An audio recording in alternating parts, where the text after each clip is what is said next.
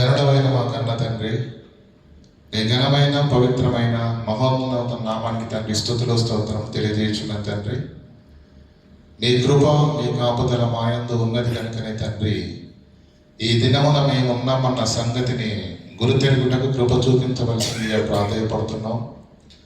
అనుదినము మీ అనుగ్రహం వల్లనే మేము పొందుకుంటున్నామే తప్ప మా ఆరోగ్యాల వలన కాదన్న సంగతిని ప్రతి ఒక్కరూ స్పష్టంగా గుర్తెరగడానికి తండ్రి మా మనోనేత్రాలు వెలిగించవలసిందిగా వేడుకుంటున్నాం. ప్రతి మాటను తండ్రి మా చెవుల వరకు తీసుకుని వచ్చి మా హృదయంత రంగాల్లో నాటబడాలని తండ్రి ప్రతి మాటను వినిపిస్తున్న మీ ఆవేదనను అర్థం చేసుకున్నటకు తండ్రి మా హృదయాలను తెరవవలసిందిగా వేడుకుంటూ,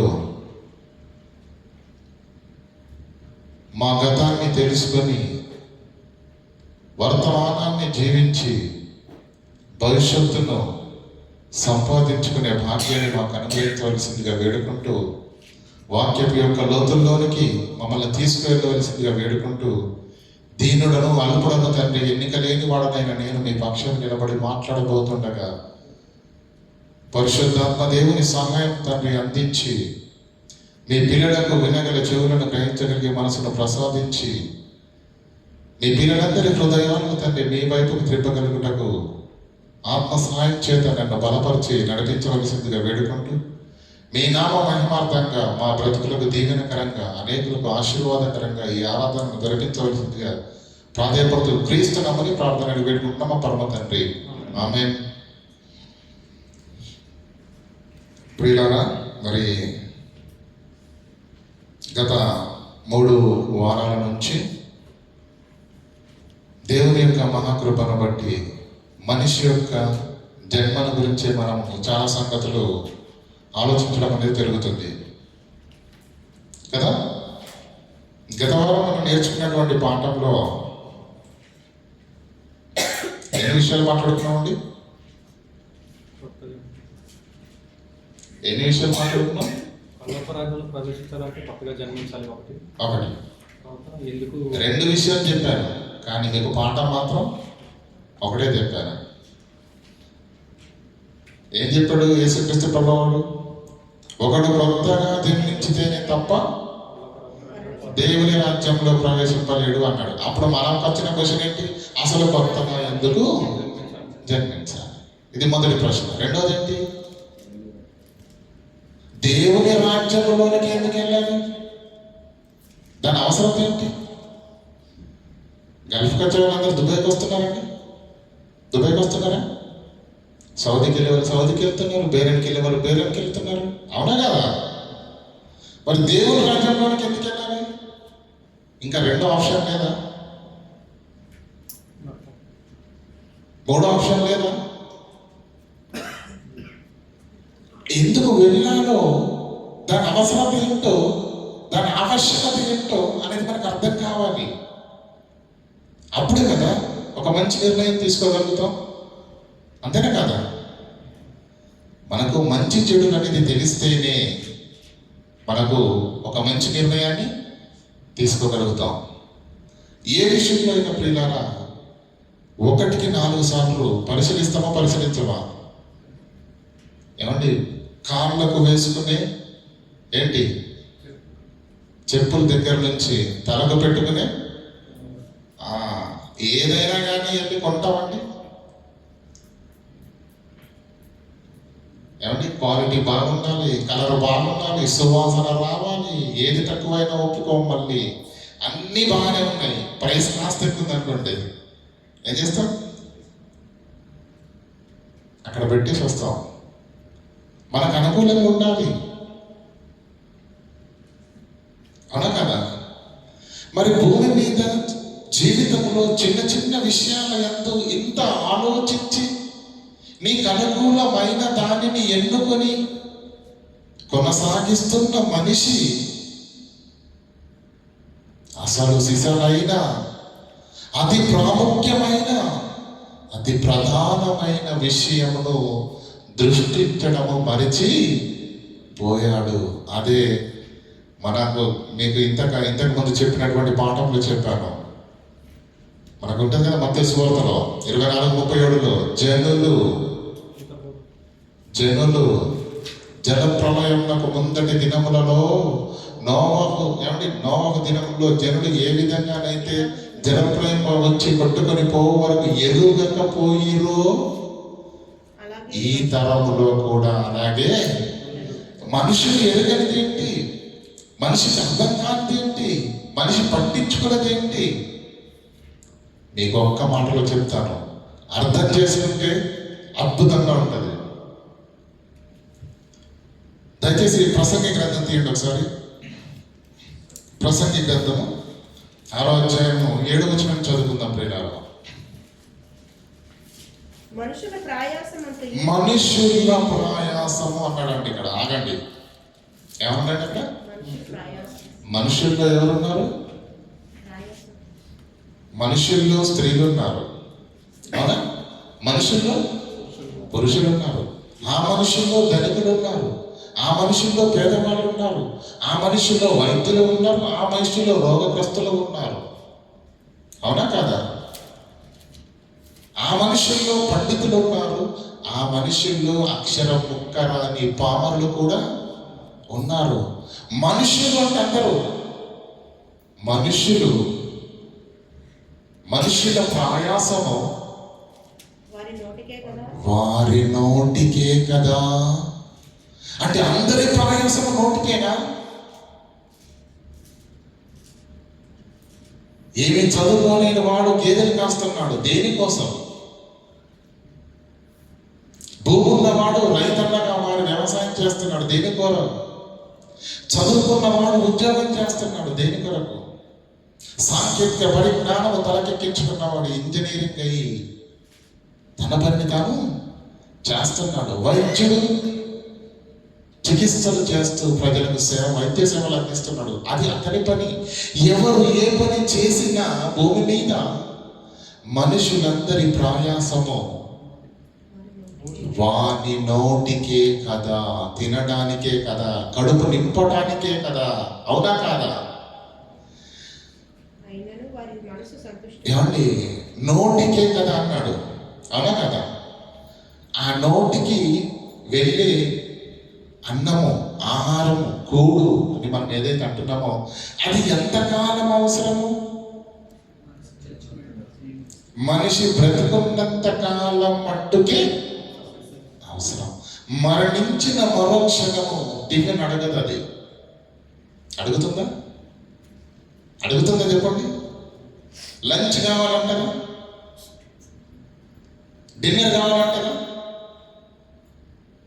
అంటే ఈ మనుషులందరూ పడుతున్న ప్రయాసం వారి నోటి కొరకే అన్నాడు కదా. ఈ నోటి కొరకు లేదంటే ఈ కూడు కొరకు పడే ప్రయాసము ఎంతకాలము అంటే ఈ శరీరము ఉన్నంత కాలం. అర్థమవుతుందా లేదా? మనుషులందరూ దాని కొరకే ఆలోచిస్తున్నారా? మనుషులందరూ దాని కొరకే ప్రయాసపడుతున్నారా? మనుషులందరూ దాని కొరకే శ్రమ పడుతున్నారా? అనునిత్యము ప్రతి క్షణము దీని కొరకేనా అని ఒక్కసారి మీరు ఆలోచన చేయగలిగితే ప్రియులారా, 100కు 100% దాని కొరకు మాత్రమే ప్రయాసపడుతున్నారు, అవునా కదా? అయితే ఇక్కడ అర్థం చేసుకోవలసిన విషయం ఏంటంటే ప్రియులారా, భూమి మీద పుట్టినటువంటి ప్రతి మనిషి తన జీవితములో, తనకి ఇవ్వబడిన జీవితములో ఎన్నో ఆలోచిస్తున్నాడు. ఇవ్వబడిన జీవితములో ఆ జీవితాన్ని పోషించడానికి, ఆ జీవితాన్ని ముందుకు తీసుకెళ్ళడానికి ఎన్నో ఆలోచిస్తున్నాడు. కానీ అసలు ఈ జీవితం ఎందుకో ఒక్కసారి కూడా ఆలోచించట్లేదు. అది పండితుడు ఆలోచించట్లేదు, పామరుడు ఆలోచించట్లేదు, రోగి ఆలోచించట్లేదు, వైద్యుడు ఆలోచించట్లేదు, పేదవాడు ఆలోచించట్లేదు, ధనికుడు ఆలోచించట్లేదు. భూమి మీద పుట్టిన ప్రతి మనిషి బాల్యంలో కానీ, యవ్వనంలో కానీ, వృద్ధాప్యంలో కానీ ఊపిరి ఆగే చివరి క్షణము వరకు ప్రపంచంలో పట్టించుకోని విషయం ఏదన్నా ఉంది అంటే మనిషి మరణించిన తర్వాత ఏమవుతుందో వారికి అవసరం లేదు, పట్టించుకోరు. పట్టించుకుంటారండి. మానవ మెదడులో, మానవుల యొక్క ఆలోచనలో ఆ ఆలోచన అనేది లేదు. ఇక్కడే ఉంటాం, ఇక్కడే ఉంటాం అనుకుంటున్నారు.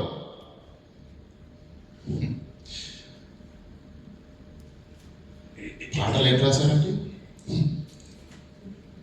పాటలు రాశారు లేదా? పాటలు రాశారు ప్రియులారా, అద్భుతమైన పాటలు రాశారు.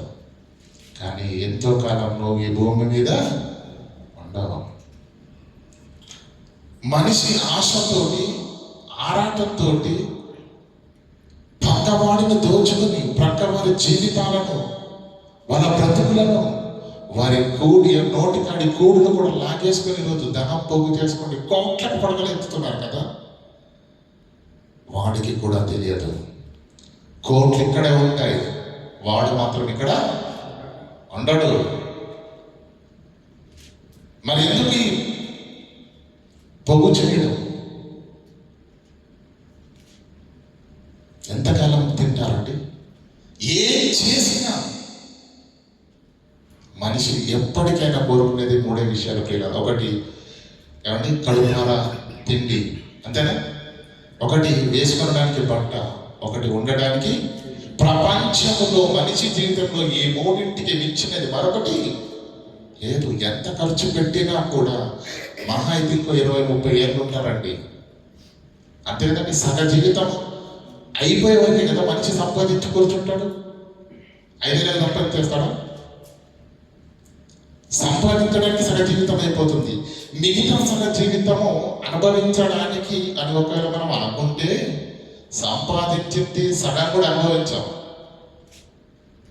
మన గురించి కాదు లేదండి, మన అంతర్గత మధ్యతరగతి కుటుంబాలు, మన పరిస్థితి వేరు. కోట్లకు పడగలెత్తినటువంటి అతిరథ మహారథులు ఉన్నారు కదా, వాళ్ళ గురించి నేను చెప్తున్నాను. కోట్ల రూపాయలు అవి ఇక్కడే ఉంటాయి, నువ్వు మాత్రం ఇక్కడ. అతనికి ఏమర్థమైంది ప్రియులారా మనిషి జన్మ? అతను ఏం ఆలోచించాడు ప్రియులారా తన జీవితాన్ని గురించి? అర్థం కాలేదు. గోతిలోకి వెళ్ళేంత వరకు డబ్బు డబ్బు డబ్బు డబ్బు, పదవి పదవి పదవి పదవి, లోకాశ లోకాశ లోకాశ, నేత్రాశాంతి పరిగెత్తాడు. ఊపిరి ఆగిపోయింది. సంపాదించినవన్నీ ఇక్కడ, అతను మాత్రం కనుమరుగైపోయాడు. ఎక్కడికి వెళ్ళాడో ఎవరికి మిస్ అయిపోయాడు.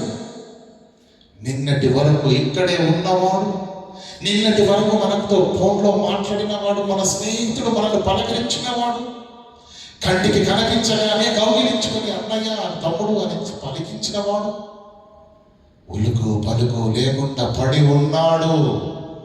మరణం పేరుతో వెళ్ళిపోయాడు, మాయమైపోయాడు.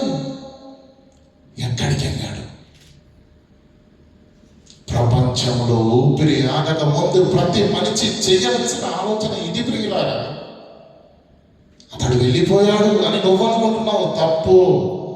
రేపు నువ్వు కూడా వెళ్ళాలి, అది తెలుసుకో. ఎక్కడికి వెళ్ళాడు? అది ఏ పట్టణం? అక్కడ పరిస్థితులు ఏంటి? అక్కడ స్థితిగతులు బాగున్నాయా లేదా? ఒక పక్కూరికి ప్రయాణమై వెళ్ళాలంటే మేము ఎంతగానో ఆలోచిస్తాం కదండి, అంతే కదా. పట్టణానికి వెళ్ళాలంటే, సిటీకి వెళ్ళాలంటే ఎన్ని ఆలోచిస్తామండి? 10-15 రోజుల ముందే టికెట్ తీసి పెట్టుకుంటాం. ప్రయాణానికి అన్ని సిద్ధం చేసుకుంటాం, అన్ని వస్తువులను సిద్ధపరచుకుంటాం. ఒక ప్రయాణానికి, ఒక పక్క ఊరుకో పక్క పట్టణానికో వెళ్ళడానికి ఇన్ని విధాలుగా సిద్ధపడుతున్న మనిషి. ప్రతి మనిషికి ప్రయాణం ఉంది. ఈ లోకాన్ని విడిచిపెట్టి వెళ్ళిపోయే ప్రయాణం, అది ప్రపంచంలో ప్రతి వారికి ఉంది. కానీ ప్రపంచంలో ఏ ఒక్కడు కూడా దాని గురించి ఆలోచించడు, సిద్ధపడడు. లేదా ప్రయాణం ఉందా లేదా? ఉంది.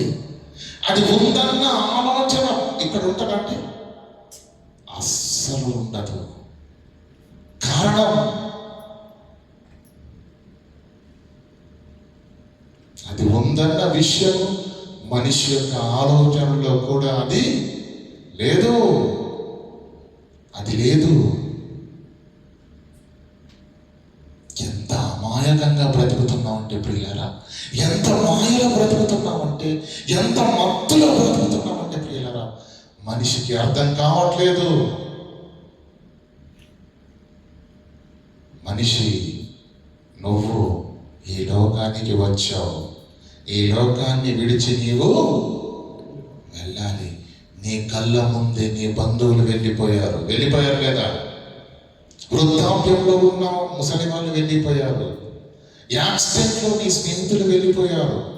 ఎన్నో మరణాలు చూశాం కదా. ఆనాటి వరకు మనతో అనుబంధం కలిగిన వాళ్ళు పెట్టకుండా హఠాత్తుగా వెళ్ళిపోయారు కదా. అదే ప్రయాణం నీకు కూడా ఉంది. వాళ్ళు సిద్ధపడక వెళ్ళిపోయారు. నువ్వు కూడా వెళ్ళాలన్నది నీకు అర్థమైతే ఎక్కడికి వెళ్ళాలి? ఎక్కడికి వెళ్ళిపోయారు? నువ్వు నేను ఎక్కడికి వెళతాము? అర్థం చేసుకోండి. ఏమండి, దుబాయ్కి వచ్చిన తర్వాత ఏజెంట్ చేతిలో మోసపోయి గుండెలు బాదుకున్న వాళ్ళు ఉన్నారా లేదా?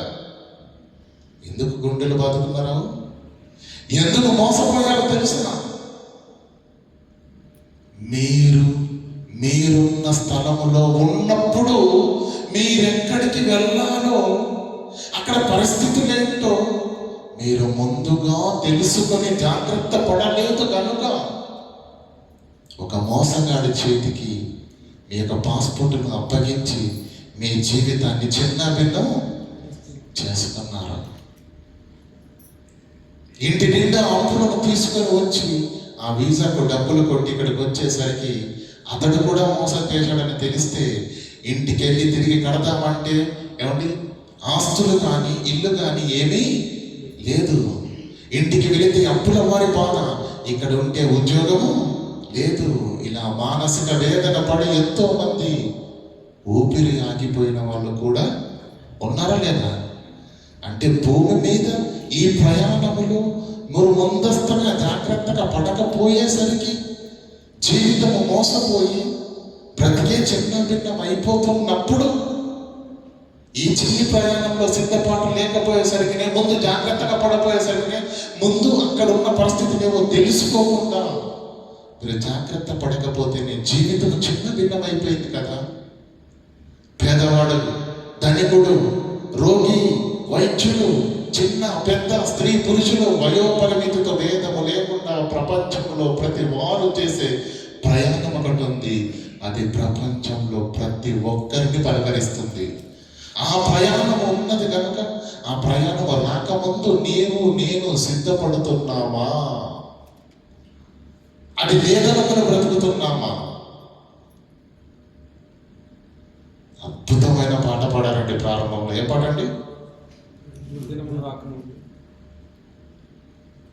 పాట కాదది, పాఠం. ఒక్కొక్క పదాన్ని అండర్లైన్ చేయండి. కనుక ప్రియులారా, దుర్దినములు రాకముందే, సర్వం కోల్పోకముందే కదా, ఆరోగ్యం ఉన్నప్పుడు, ఆలోచన ఉన్నప్పుడు నువ్వు చేయగలిగింది చేయి. తెలుగులో ఒక సామెత ఉంటుందండి. పెద్దవాళ్ళు ఏమండి, వాళ్ళు చదువుకోకపోయినా జీవితాలను చదివిన వాళ్ళు కనుక వాళ్ళు ఏ మాట చెప్పినా అనుభవపూర్వకంగా ఉంటుంది. పెద్దవాళ్ళు ఒక మాట చెప్పారండి. ఏమని? యవ్వన కాలంలో ఆస్తులనైనా సంపాదించాలట, లేదంటే పిల్లలనైనా సంపాదించుకోవాలంట. అంటే దాని అర్థం ఏంటి?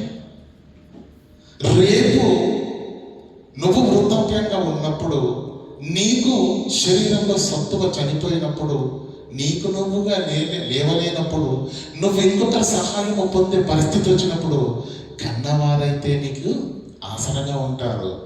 పోనీ పిల్లలు పుట్టలేదు, డబ్బు ఉందనుకోండి, ఆ డబ్బుతో చక్కగా పనివారినైనా, అంటే నీకు అపాయకరమైన దినములలో సహాయకరంగా ఉండటానికి ఏం చేస్తున్నావు? నువ్వు యవ్వన కాలంలో ఆస్తులను సంపాదిస్తున్నావు. నెంబర్ 1. నెంబర్ 2, పిల్లల్ని సంపాదించుకున్నావు. ఈ ఆలోచన ఎంత దూరం ఉంది వీళ్ళది? ఏం ఆలోచిస్తున్నారు? వృద్ధాప్యంలో నాకు సహాయకరంగా ఉండాలి అని పిల్లల్ని సంపాదించుకున్నారు, పెళ్లి చేసుకుని పిల్లల్ని కనుక్కున్నారు. నెంబర్ 1. నెంబర్ 2 ఏంటి? ఆస్తి. ఈ ఆస్తులు కానీ పిల్లలు కానీ వారికి ఎంతకాలము సహకారంగా ఉంటారు, రక్షకులుగా ఉంటారు, పోషిస్తారు? ఎంతవరకు? ఏమండి? ఊపిరి ఆగిపోయిందా మాటికి టైం చూస్తారు, ఎత్తేయండి, వాసన వచ్చేస్తుంది. కట్టుకున్న భార్య వద్దు, ఇంటి యజమాని వాళ్ళనకపోయినా శవయాత్రకు వచ్చిన ప్రతి ఒక్కరు చెప్పే చిలక పలకలేంటో తెలుసా? సాయంకాలం అవుతుంది, ఏంటి ఎత్తేయండి. విషమ పరిస్థితిలో ఉన్నప్పుడు ఏం చేస్తాడో తెలుసా అండి? అతడు రెక్కల మొక్కలు చేసుకున్నటువంటి బంగారు కోటలో కాదు, బయట. ఎక్కడ పెడతారు? బయట. ఇక నీ అవసరత వారికి లేదు, నువ్వు సమాజంలో నుంచి గట్టి వేయబడతావు. అరే నేను నా దగ్గర అవసరము లేదు, పట్టించుకోరు. ప్రతి మనిషి యొక్క ముగింపు అలాగే ఉంటుంది ప్రియులారా. మరి ఈ లోకంలో నీ వారి కోసము, కన్న వారి కోసము, నా అనుకున్న వారి అందరి కోసము రెక్కలు మొక్కలు చేసుకొని రక్తాన్ని చెమటగా మార్చి కష్టపడి అందరికీ అన్ని చేశారు కదా.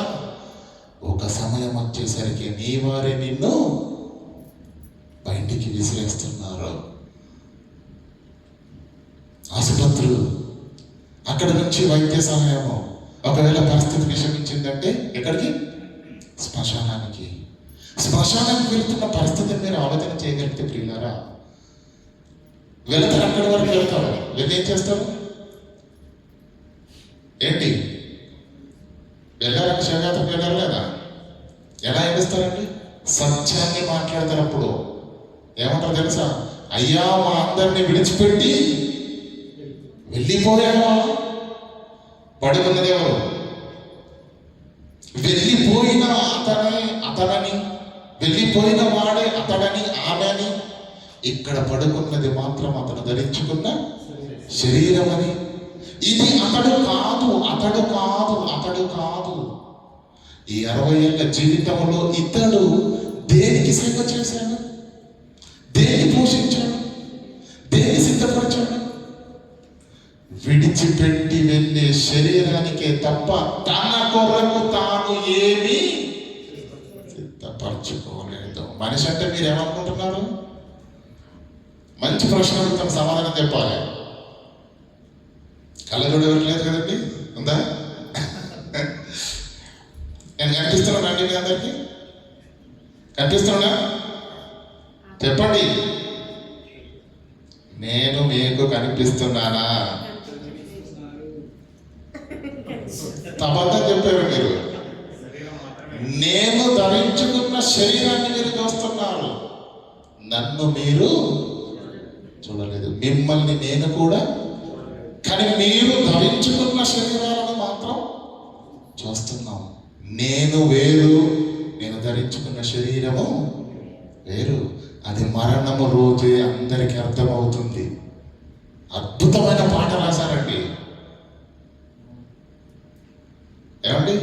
క్రైస్తవులందరికీ సుపరిచితమైన పాట, శవయాత్రలో పాడతారు. చెప్పండి. అమ్మా, పరదేశమన్న సంగతి అప్పుడే జ్ఞాపకమవుతుంది తప్ప భూమి మీద బ్రతుకున్నప్పుడు ఎప్పుడు కూడా మేము పరదేశీలము, ఇది మా దేశము కాదు, మేము అక్కడికి వెళ్ళాలి అని అక్కడి వరకు ఆలోచించి బ్రతికే బ్రతుకు భూమి మీద ఎప్పుడు ఉండదు. పరదేశులము ప్రియులారన్నాడు. అబ్రహాము, ఇస్సాకు, యాకోబుల జీవితంలో ఏముందో తెలుసా? దూరము నుండి చూసి వందనము చేసి భూమి మీద మేము యాత్రికులమా ఉన్నామని ఒప్పుకొని, దేవుడు దేనికి శిల్పి నిర్మాణకుడై ఉన్నాడు, పునాదులు గల ఆ పట్టణం కావాలని వారు ఏం చేశారట? ఎదురు చూశారట. అద్భుతం ప్రియులారా, అద్భుతం అబ్రహాం గారి జీవితం. దేవుడు అబ్రహామును పరీక్షిస్తూనే ఉన్నాడు. అబ్రహాము తన యొక్క విశ్వాసము ద్వారా దేవుని ఎదుట ఎప్పటికప్పుడు తేటపడుతూనే ఒక రాజ్యాన్ని దేవుడు ఇచ్చాడు అబ్రహాముకు. ఏమిచ్చాడు? అబ్రహాం రాతన సంగతి మనకు తెలుసా? ఒక రాజ్యాన్ని, ఒక దేశాన్ని అతని చేతిలో పెడితే ఈయనేం చేశాడు తెలుసా? టెంటేరా అన్నాడు,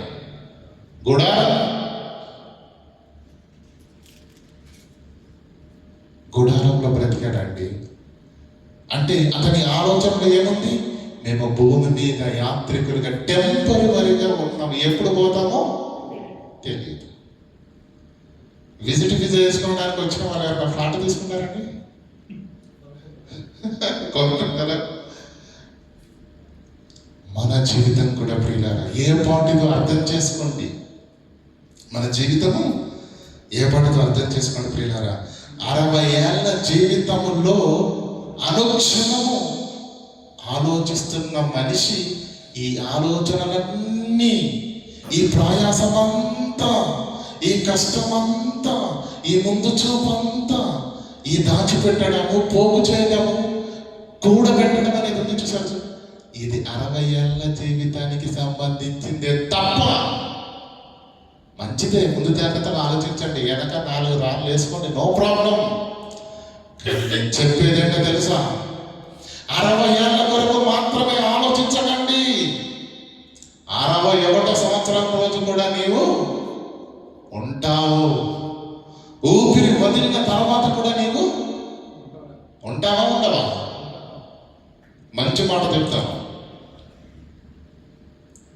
మామిడి పండు ఉంటుంది కదండి, మామిడి పండు తినేసిన తర్వాత ఏమంటారండి దాన్ని? ఏమండి? టెంక్ అంటారు, పీక్ అంటారు, ఏదో ఒకటి అనండి.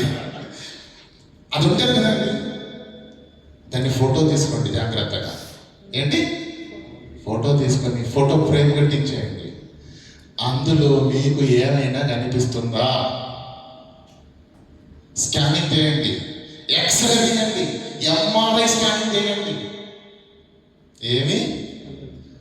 ఆ ఫోటోని అలాగే పెట్టండి, దాన్ని తీసుకుని వెళ్ళి భూమిలో పెట్టండి. ఏమవుద్ది? మొక్క, మొలక, మొక్క, చెట్టు మహావృక్షంగా మారి అనేకమైన పూత, ఆ తర్వాత మామిడి కాయలు, ఆ తర్వాత పళ్ళు. ఎన్నొస్తాయండి పళ్ళు? ఎన్నిసార్లు ఖాతా కాస్తుందండి? ప్రతి సంవత్సరం. అంతేనా? నువ్వు కొట్టేసేంత వరకు, నువ్వు నరికేసేంత వరకు అది ఏం చేస్తుంది? ఖాతా కాస్తూనే ఉంది. ఎన్ని పళ్ళు? ఎన్ని కోట్ల పళ్ళు. ఈ కోట్ల పళ్ళన్నీ ఈ రోజుకు ఫోటో తీసుకుని ఫ్రేమ్ కట్టించే చూడు, అందులోనే ఉన్నవి, కానీ అది నీకు అర్థం కావట్లేదు. మనిషి జీవితం కూడా ఇంతలా కనిపిస్తుంది అంతే. నో, మరణం తర్వాత మహా అద్భుతమైన జీవితం ఉంది. ఈ టెంకలో ఉన్నటువంటి, ఈ టెంక ఉన్నప్పుడు మీకు ఎలా కనిపించిందండి? ఒక్కటే అనుకున్నారు, ఈసిరి పారేశారు. నో, కోట్ల పళ్ళను పండించే శక్తి, జీవము దాంట్లో ఉంది. ఈ 60 సంవత్సరాల జీవితము నువ్వు ఈ పీకను, ఏమంటే ఈ టెంకను భూమిలో పెడితేనే అది ఫలమిస్తుంది తప్ప చేతిలో పట్టుకుంటే రాదు. నీ జీవితాన్ని కూడా యేసుక్రీస్తు అనే భూమిలో పెడితే నీవు కూడా జీవమిచ్చే మొక్కగా, ఫలించే మొక్కగా, విస్తారమైన జీవితాన్ని నువ్వు సంపాదించుకుంటావు. చూడండి యోహాను సువార్త 12:24.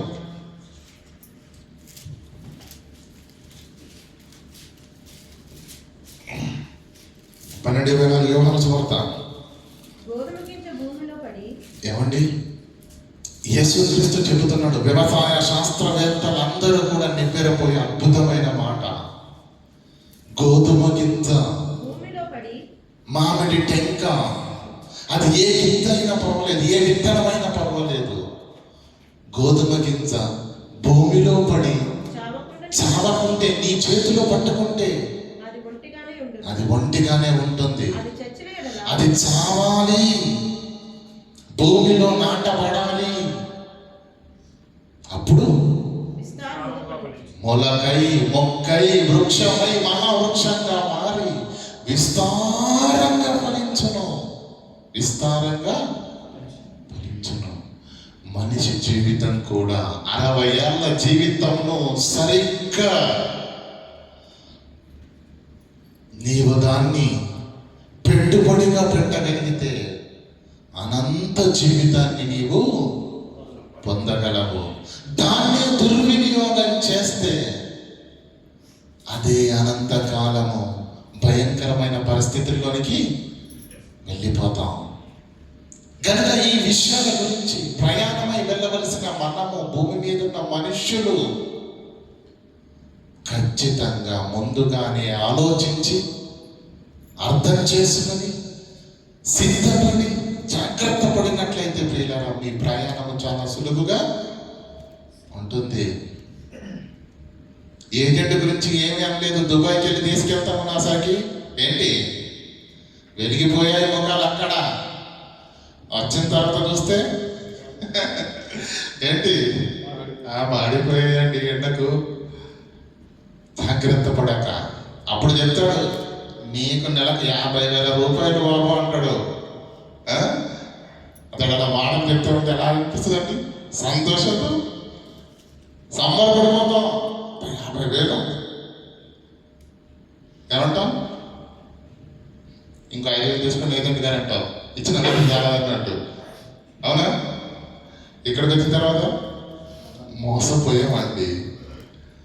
ఈ చిన్ని ప్రయాణంలో మోసపోతే జీవితాలు చిన్న భిన్నమైన వాళ్ళు ఉన్నారు. కొంతకాలమైన కష్టాన్ని దిగమింగుకొని చెమటోడ్చి కష్టపడి జీవితాలను నిలబెట్టుకున్న వారు ఉన్నారు. ఈ ప్రయాణంలో ఫెయిల్ అయితే రికవర్ అయ్యామేమో కొంతకాలం తర్వాత. ఆ ప్రయాణం గురించి మనం సిద్ధపడకపోతే మాత్రం చాలా కష్టం. మనిషి అన్ని చోట్ల ఆలోచిస్తున్నాడండి, తెలివిగా ఆలోచించట్లేదు. ఎందుకు అన్ని చదువుకున్న వాళ్ళు అలాగే ఆలోచిస్తున్నారు, పేదవాళ్ళు అలాగే ఆలోచిస్తున్నారు, పామరులు అలాగే ఆలోచిస్తున్నారు. ఇంత ఆలోచన చేసిన మనిషి ఒక్క విషయం ఎందుకు మర్చిపోతున్నాడో నాకు ఇంతవరకు అర్థం కావట్లేదండి. ఎల్ఐసీలు కట్టే వాళ్ళు ఎంతమంది ఉంటారు చెప్పండి? చదువుకున్న వాళ్ళు కడతారా, కట్టరా? చదువుకోలేని వాళ్ళు, ఆ డాక్టర్లు, రోగులు, పేదవాడు, ధనికుడు అందరూ కడుతున్నారు కదా. బాగుంది. ఎందుకు కట్టారు? ఎల్ఐసి యొక్క ఉద్దేశం చెప్పండి నాకు. చనిపోయిన తరువాత నీ కుటుంబానికి ఎన్ని ఆదరణ కొరకు. ఎవరి కొరకు? ఒక మనిషిని తీసుకుందాం. ఒక మనిషి పేరు చెప్పండి. ఏదో పేరు, ఓ మనిషి ఉన్నాడు అనుకోండి. కష్టపడ్డాడు, పుట్టాడు, పెరిగాడు, చదువుకున్నాడు, ఉద్యోగం సంపాదించాడు, కూలి పని చేశాడు, వ్యవసాయం చేశాడు, ఏదో ఒకటి ఇల్లు కట్టాడు, భార్యను చక్కగా చూసుకున్నాడు, పిల్లగాళ్ళకు ఏమంటే కుమార్తెలకు పెళ్లిళ్ళు చేశాడు, వృద్ధాప్యంలోకి వచ్చాడు. ఏంటి? ఎల్ఐసి కూడా కట్టాడు. మనం చెప్పేది దేని కొరకు? ఎల్ఐసి కట్టిన అతని గురించి చెప్తున్నాండి. మరి ఎల్ఐసి కూడా కాస్త పెద్దది కట్టాలి కండి, 10 లక్షలది కట్టాడు. వృద్ధాప్యంలోకి వచ్చాడు, ఏదో అకస్మాత్తుగానో హార్ట్ అటాక్ ప్రమాదవశాత్తు మొత్తానికైతే మరణించాడండి. మరణించిన అతను ఈ లోకాన్ని విడిచి ఏంటి? వెళ్ళి పోయాడు. వెళుతున్నాడు కెనడను. మరి ఆగండి, ఆపాను అక్కడ. లోకాన్ని విడిచి, అంతే కదా, మరణం అయిపోయాడు అంటే శరీరంలో నుంచి ఆత్మ బయటకు వచ్చేస్తుంది. అతడు సంపాదించిన ఆస్తులు ఎవరికి? ఎవరికి? ఇంటి వారికి. అతడు దాచిపెట్టిన డబ్బు ఇంటి వారికి. అతడు పెట్టుకున్న నగలు లాగేయండి అంటాడు. అంతే. ఉంగరం ఉందనుకోండి, చచ్చిన శివని కొనుక్కుంటారా? లాగేయండి అంటాడు. గట్టిగా రాకపోతే అంతే. ఆస్తులు వారికి, దాచిన డబ్బులు వారికి, సంపాదించిన బంగారు ఆభరణాలు వారికి, ఎల్ఐసి డబ్బులు కూడా ఇతనికేంటి? ఎల్ఐసి కట్టించిన అడుగుతున్నాడు. ఆత్మ వెళ్ళి అడిగింది అనుకో, శరీరం మాట్లాడుతుంది కానీ ఆత్మ మాట్లాడుతుందండి. మా ఆత్మ మాట వినపడుతుందా? ఒకవేళ ఆ ఏజెంట్ దగ్గరికి వెళ్తే, ఎవరైనా ఆయన అన్ని వాళ్ళే తీసుకుంటున్నారు, కనీసం ఆ ఎల్ఐసి డబ్బులన్నా నాకు ఇవ్వరా బాబు అంటే ఏమంటాడు? ఈ డబ్బులు నీకు ఇచ్చేవి కావు, నువ్వు చేస్తే నీ కుటుంబానికి ఇస్తా. అలాగే ఉంది బాండ్ పేపర్లో, నేను నీకు ఇయ్యా. నేను కట్టాను దానికి పాలసీ, నేను నా నింపాను, అవసరం లేదు. ఈ పాలసీలో ఏముందో తెలుసా? చనిపోయిన తర్వాత నామినీ వారికి ఇమ్మనుంది, నేను వాళ్ళకి ఇస్తాను. నువ్వు కష్టపడ్డా, చచ్చింది నువ్వు, ఆయన నేను నీకు మాత్రం ఇవ్వను. ప్రపంచంలో ప్రతి ఎల్ఐసి, ప్రతి బీమా, ప్రతి భద్రతా బీమా నీకు ఉపయోగపడేది కానీ ప్రపంచంలో ఉన్న ప్రతి జీవిత భద్రతకు ప్రీమియం ఏమంటే పాలసీలు ఏవైనా కూడా, అది జీవన ఆనందం అంటారో, జీవన సురక్ష అంటారో, ఎల్ఐసి అంటారో, ఇంకా ప్రైవేట్ కంపెనీ ఏమంటే ప్రైవేట్ కంపెనీగా లిమిటెడ్ ఏదైనా అనుకోండి, ప్రపంచంలో ఏదైనా కానీ నీకు ఉపయోగపడేది లేదు. ఎల్ఐసి ఏజెంట్ నా దగ్గరికి వచ్చాడండి. ఎల్ఐసి ఏజెంట్, నేను అతన్ని ఇదే ప్రశ్న అడిగాను. ఎన్ని వస్తాయన్నాడు? 5 లక్షలు అన్నాడు, 10 లక్షలు అన్నాడు. బాగుంది. నేను కట్టే పాలసీతో నా వాళ్ళకు ఉపయోగపడే ఎల్ఐసి నాకు వద్దు, నాకు ఉపయోగపడే ఎల్ఐసి అనేది ఉంటే చెప్పాను. పాలసీ నోట్ల నుంచి మాట లేదు. ప్రపంచంలో చచ్చిన వాడికి ఉపయోగపడే పాలసీ ఎక్కడ లేదు. ప్రపంచంలో చచ్చిన వాడికి ఉపయోగపడే పాలసీ ఒకే ఒకటి ఉంది. ఏంటది? అది కూడా LIC policy, life in Christ. నీ జీవితాన్ని క్రీస్తులో కట్టుకో. చనిపోయిన తర్వాత కూడా నిన్ను అతడు లేపుతాడు. నా నామమందు విశ్వాసమించు ప్రతి వాడు చనిపోయినను మరలా తిరిగి, ప్రపంచంలో ఉన్న ఏకైక ఎల్ఐసి ఏజెంట్ యేసుక్రీస్తు ప్రభుల వారు. చచ్చిన తర్వాత నీకు మేలు కలిగించే పాలసీ ఇది మాత్రమే. ఈ ఎల్ఐసిని కట్టండి రా నాయన అంటే ఆ ఎల్ఐసిని కూడా వెళ్తున్నారు. బాప్తిసం తీసుకుంటారా, జీవితాన్ని క్రీస్తులో కట్టుకుంటాడు. దాని అర్థం ఏంటి? బాప్తిసం తీసుకుంటే అబ్బే ఇప్పుడు ఎందుకండి, ఎప్పుడు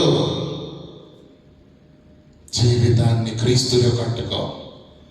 భద్రత ఉంటుందని ఎల్ఐసిని కట్టుకుంటున్నావు కానీ బిడ్డ, నీకు భద్రత లేదు. అవి నీ కుటుంబానికి చెందుతాయి తప్ప నీకు రూపాయి చిన్ని గవ్వ కూడా చెందదు. అది అర్థం కావట్లేదు మనిషికి. బంధాల మాయలో, మమకారపు మాయలో శవాన్ని తీసుకొని వెళ్ళిన తర్వాత పాతేసి సకుటుంబ సపరివార సమేతంగా సమస్తము అందరూ ఇంటికి వెళ్ళిపోతారు. ఒక్కడిగా ఉండాలి అక్కడ. అంతవరకే ప్రియులారా, నేను జీవితం మీద విరక్తి వచ్చి మాట్లాడుతున్న మాటలు కాదు, సత్యాన్ని మాట్లాడుతున్నాను. సత్యాన్ని మాట్లాడుతున్నాను ప్రియులారా. చూడండి ఒకసారి, ప్రపంచము మానవ మెదడులో నుంచి ఎగిరిపోయినటువంటి కనుమరుగైనటువంటి ఆలోచన, తను మరణిస్తాడని, తను వెళ్ళిపోతాడని, వెళ్ళిపోక ముందు మనిషిగా నువ్వు నేను సిద్ధపడాలన్న ఆలోచన మరిచిపోయిన మానవ ప్రపంచానికి మహాజ్ఞాని సొలొమోను చెబుతున్న మాట చూడండి. ప్రసంగి గ్రంథం 10వ అధ్యాయం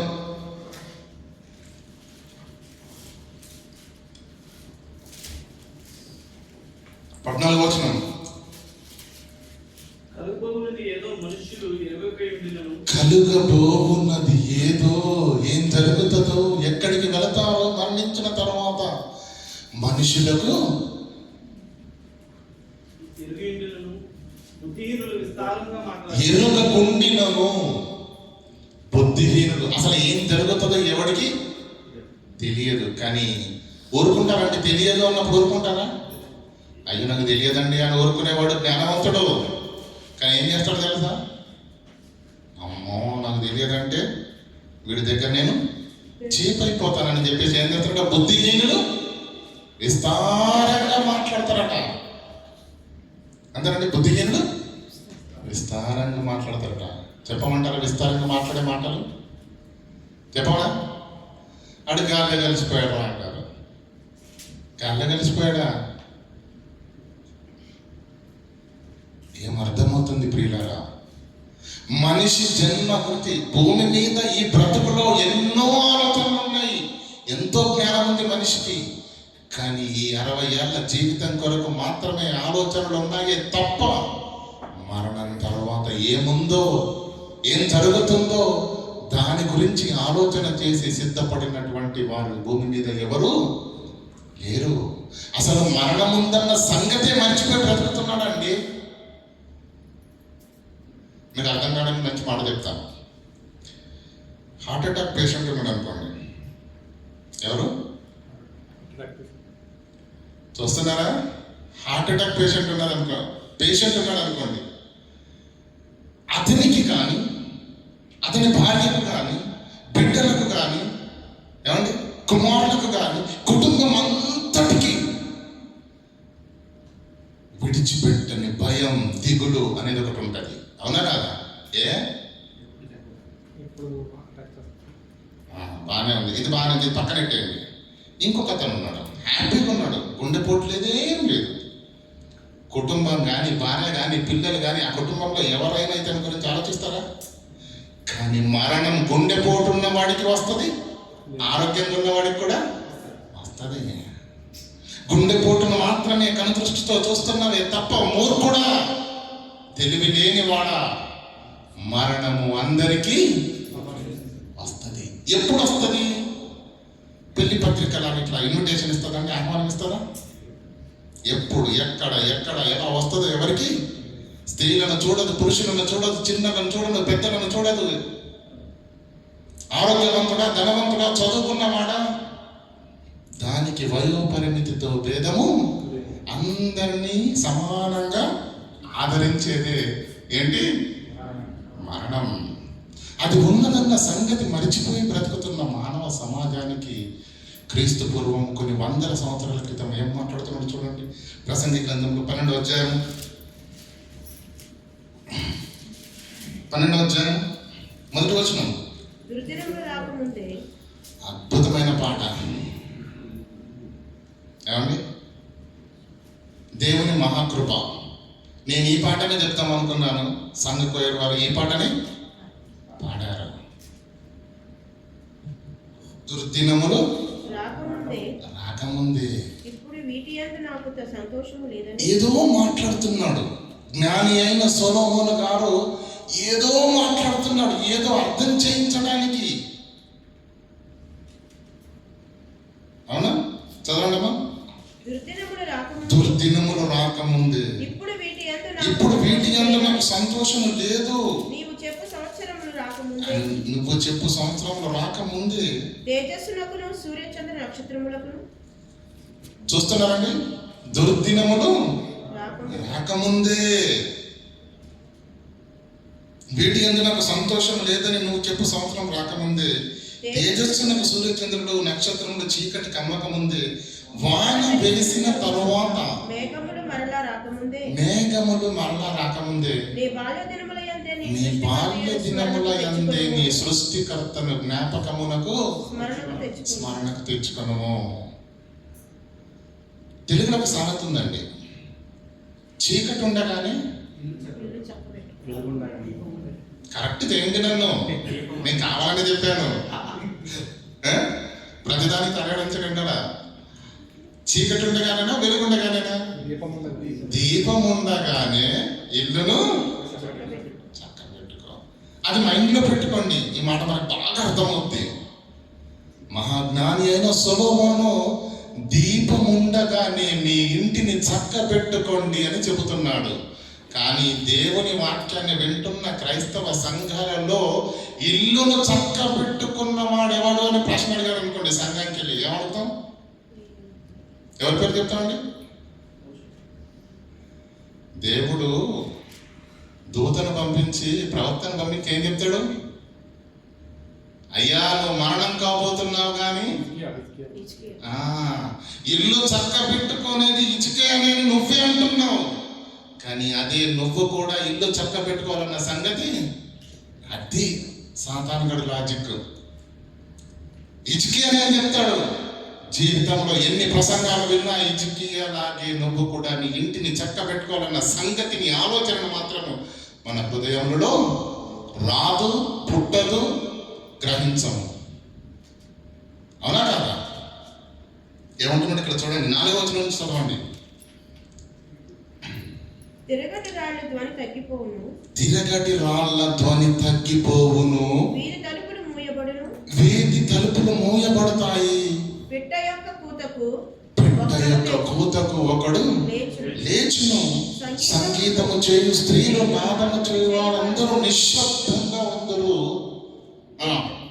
ఎత్తు చోటులకు భయపడుదురు, మార్గముల యందు భయంకరమైనవి కనపడును, పాదము వృక్షము పువ్వులు పోయిను, మిడత బడవుగా ఉండును,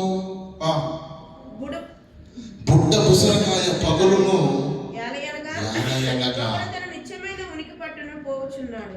ఇదంతా ఎందుకు చెప్తానంటే ప్రతి ఒక్కడు నిత్యమైన ఉనికి పట్టుకు కిందేమంటున్నాడు చదవండమ్మా.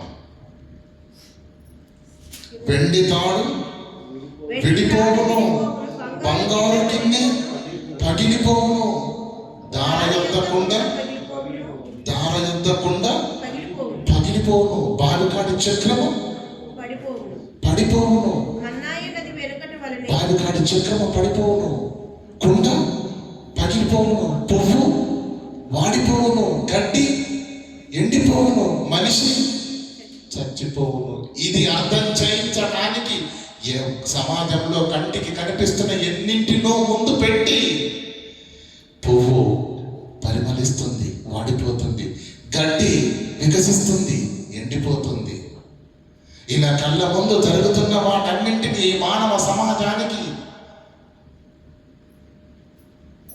సూర్యుని క్రింద జరుగుతున్న ప్రతి దాన్ని పరిశీలించి ప్రపంచానికి చెప్పిన జ్ఞాన మాట ప్రియులైంది. ఏమన్నాడు? ఇవన్నీ ఉన్నాయి అని కిందేం చెప్తున్నాడు? మన్నైనది వెనుకటి వలనే. మనిషి నీకే చెప్తున్నానయ్యా, గడ్డే కాదయ్యా ఎండిపోయేది, పువ్వే కాదయ్యా రాలిపోయేది, పండే కాదయ్యా చెట్టు నుంచి వీడిపోయి కింద పడిపోయేది, నువ్వు కూడా మన్నైనది వెనుకటి వలనే మరలా భూమికి చేరును. అది నీ జీవితంలో కూడా ఉంది. Get ready. అది జ్ఞానం. ప్రపంచానికి ప్రసక్తి అయిన సొలొమోను గారు ఇచ్చినటువంటి జ్ఞానం. చదవండి కింద ఏమంటుంది ఇంకా? ఆత్మదాని దయచేసిన దేవుని యొద్దకు. అది తర్వాత విషయం, కింద చదవండి. సమస్తము ప్రసంగి చెప్పుచున్నాడు, సూర్యుని క్రింద జరుగుచున్నదంతటిని పరిశీలించి అనుభవపూర్వకంగా చెప్పినటువంటి మాట ప్రియులారా. అది అనుభవపూర్వకంగా చెప్పినటువంటి మాట. అయితే మరణమైన తరువాత అర్థమవుతుంది కదండి, మరణించిన తర్వాత పరిస్థితులు ఉన్నాయి మనకు అర్థమైంది. మరణమైన తరువాత అసలు ఏం జరుగుతుంది? అదేంటండి మీరు ఇంత అమాయకంగా ఉన్నారు? మరణమైన తర్వాత మీకేం జరుగుతుందో తెలియదా? చుట్టాలకు, బంధువులకు, రక్త సంబంధులకు కబురెడతారు, వచ్చి నెమ్మదిగా తీసుకుని వెళ్ళి శ్మశానంలో గోయి తవ్వి పాతేస్తారు. ఇక అక్కడి నుంచి అతన్ని ఆ శ్మశానంలో ఒక్కరిని విడిచిపెట్టి కుటుంబం అంతా తిరిగి వచ్చేస్తుంది. ఇదే కదండి జరిగేది. ఈ మాత్రం తెలియదా మీకు అని ఒకవేళ మీరు నన్ను ప్రశ్నిస్తే, ఇది తెలుసు, జరుగుతున్న ఈ కార్యక్రమం అందరికీ తెలుసు. కానీ తెలియని విషయం ఏంటో తెలుసా? పాతేశావని నువ్వు అనుకుంటున్నావు, ఎక్కడికి వెళ్ళాడు? అతని పరిస్థితి ఏంటి? బాగున్నాడా? పరిస్థితి బాగుందా? ఎలా ఉందో మనకు దుబాయ్కి వెళ్ళి, నేను ఇండియా నుంచి ఇంటికి వచ్చారని దుబాయ్కి వచ్చారనుకోండి, సంవత్సరమైన మీరు ఫోన్ చేయలేదనుకోండి, ఉంటారండి? వచ్చిన రోజే ఫోన్ మాట్లాడించేస్తాం.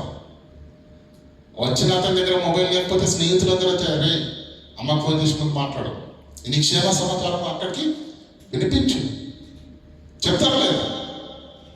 2 రోజులు 3 రోజులు నువ్వు పరదేశంలో ఉన్న నీ వారితో నువ్వు ఎలా ఉన్నావు? మరలా కాంటాక్ట్లో ఉన్నావు ఫోన్ ద్వారా. పాదేశం కదా, అమ్మే కదా, నాన్నే కదా, భార్యే కదా, భర్తే కదా, నో కాంటాక్ట్. ఇటు వెళ్ళిపోయారు. ఎలా ఉంది వాళ్ళ పరిస్థితి? అదే పరిస్థితిలోకి నీవు నేను కూడా వెళ్ళబోతున్నాం. ఆ పరిస్థితి నీకు అర్థం కాకపోతే, దాన్ని నువ్వు అంచనా వేయలేకపోతే, దాని వరకు నువ్వు సిద్ధపడకపోతే, అతనికి పట్టిన దుర్గతి నీకు కూడా పడుతుంది. ఇంతకీ ఏమైపోయారు? ఎక్కడికి వెళ్ళిపోయారు? యోబు గ్రంథము 10వ అధ్యాయము 10వ వచనం చదువుకుందాం ప్రియులారా. 14వ అధ్యాయం 10వ వచనం. యోబు గ్రంథం.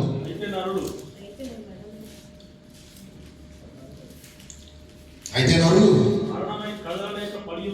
మరణమైన తర్వాత సిచ్యువేషన్ ఎలా ఉంటుందంటే మనకు తెలుసు కదా. కదలలేక పడియుందురు. నరులు ప్రాణము విడిచిన తరువాత వాళ్ళు ఏమైపోతారు? ఎక్కడికి వెళ్ళిపోయారు? వారం తర్వాత వస్తారా? నెల తర్వాత వస్తారా? ఎప్పుడు ఎక్కడ ఎవరైనా కానీ చనిపోయిన వారు తిరిగి వచ్చారన్న మాట విన్నారా? చూసారా? లేదు, వెళ్ళిపోతున్నారు. ఈ లోకంలో ఎక్కడ కూడా కనబడట్లేదు. వాళ్ళు ఎక్కడికి వెళ్తున్నారు? తాటక జలములు ఎట్లు ఇంకిపోతాయో, నది నీరు ఎట్లు ఎండి హరించుకుపోవును, అలాగుననే నరులు పండుకొని తిరిగి లేవరు. 14వ వచనం చదవండి అన్న. మరణమైన తరువాత నరులు బ్రతుకుతారా? మరణించిన వాడికి బ్రతుకుందా? మరణించిన వారు ఏమైపోతున్నారు? గోధు తీసి పాతేస్తున్నారు, కట్టెల పైన కాల్చేస్తున్నారు. ఇంక అయిపోయింది. మట్టిలో మన్నుగా, గాలిలో గాలిగా, దుమ్ములో దుమ్ముగా అగ్నికి ఆహుతి చేసామని అనుకుంటున్నారే తప్ప ఇక అయిపోయింది, కథ సమాప్తమైందని మీరు అనుకుంటున్నారు.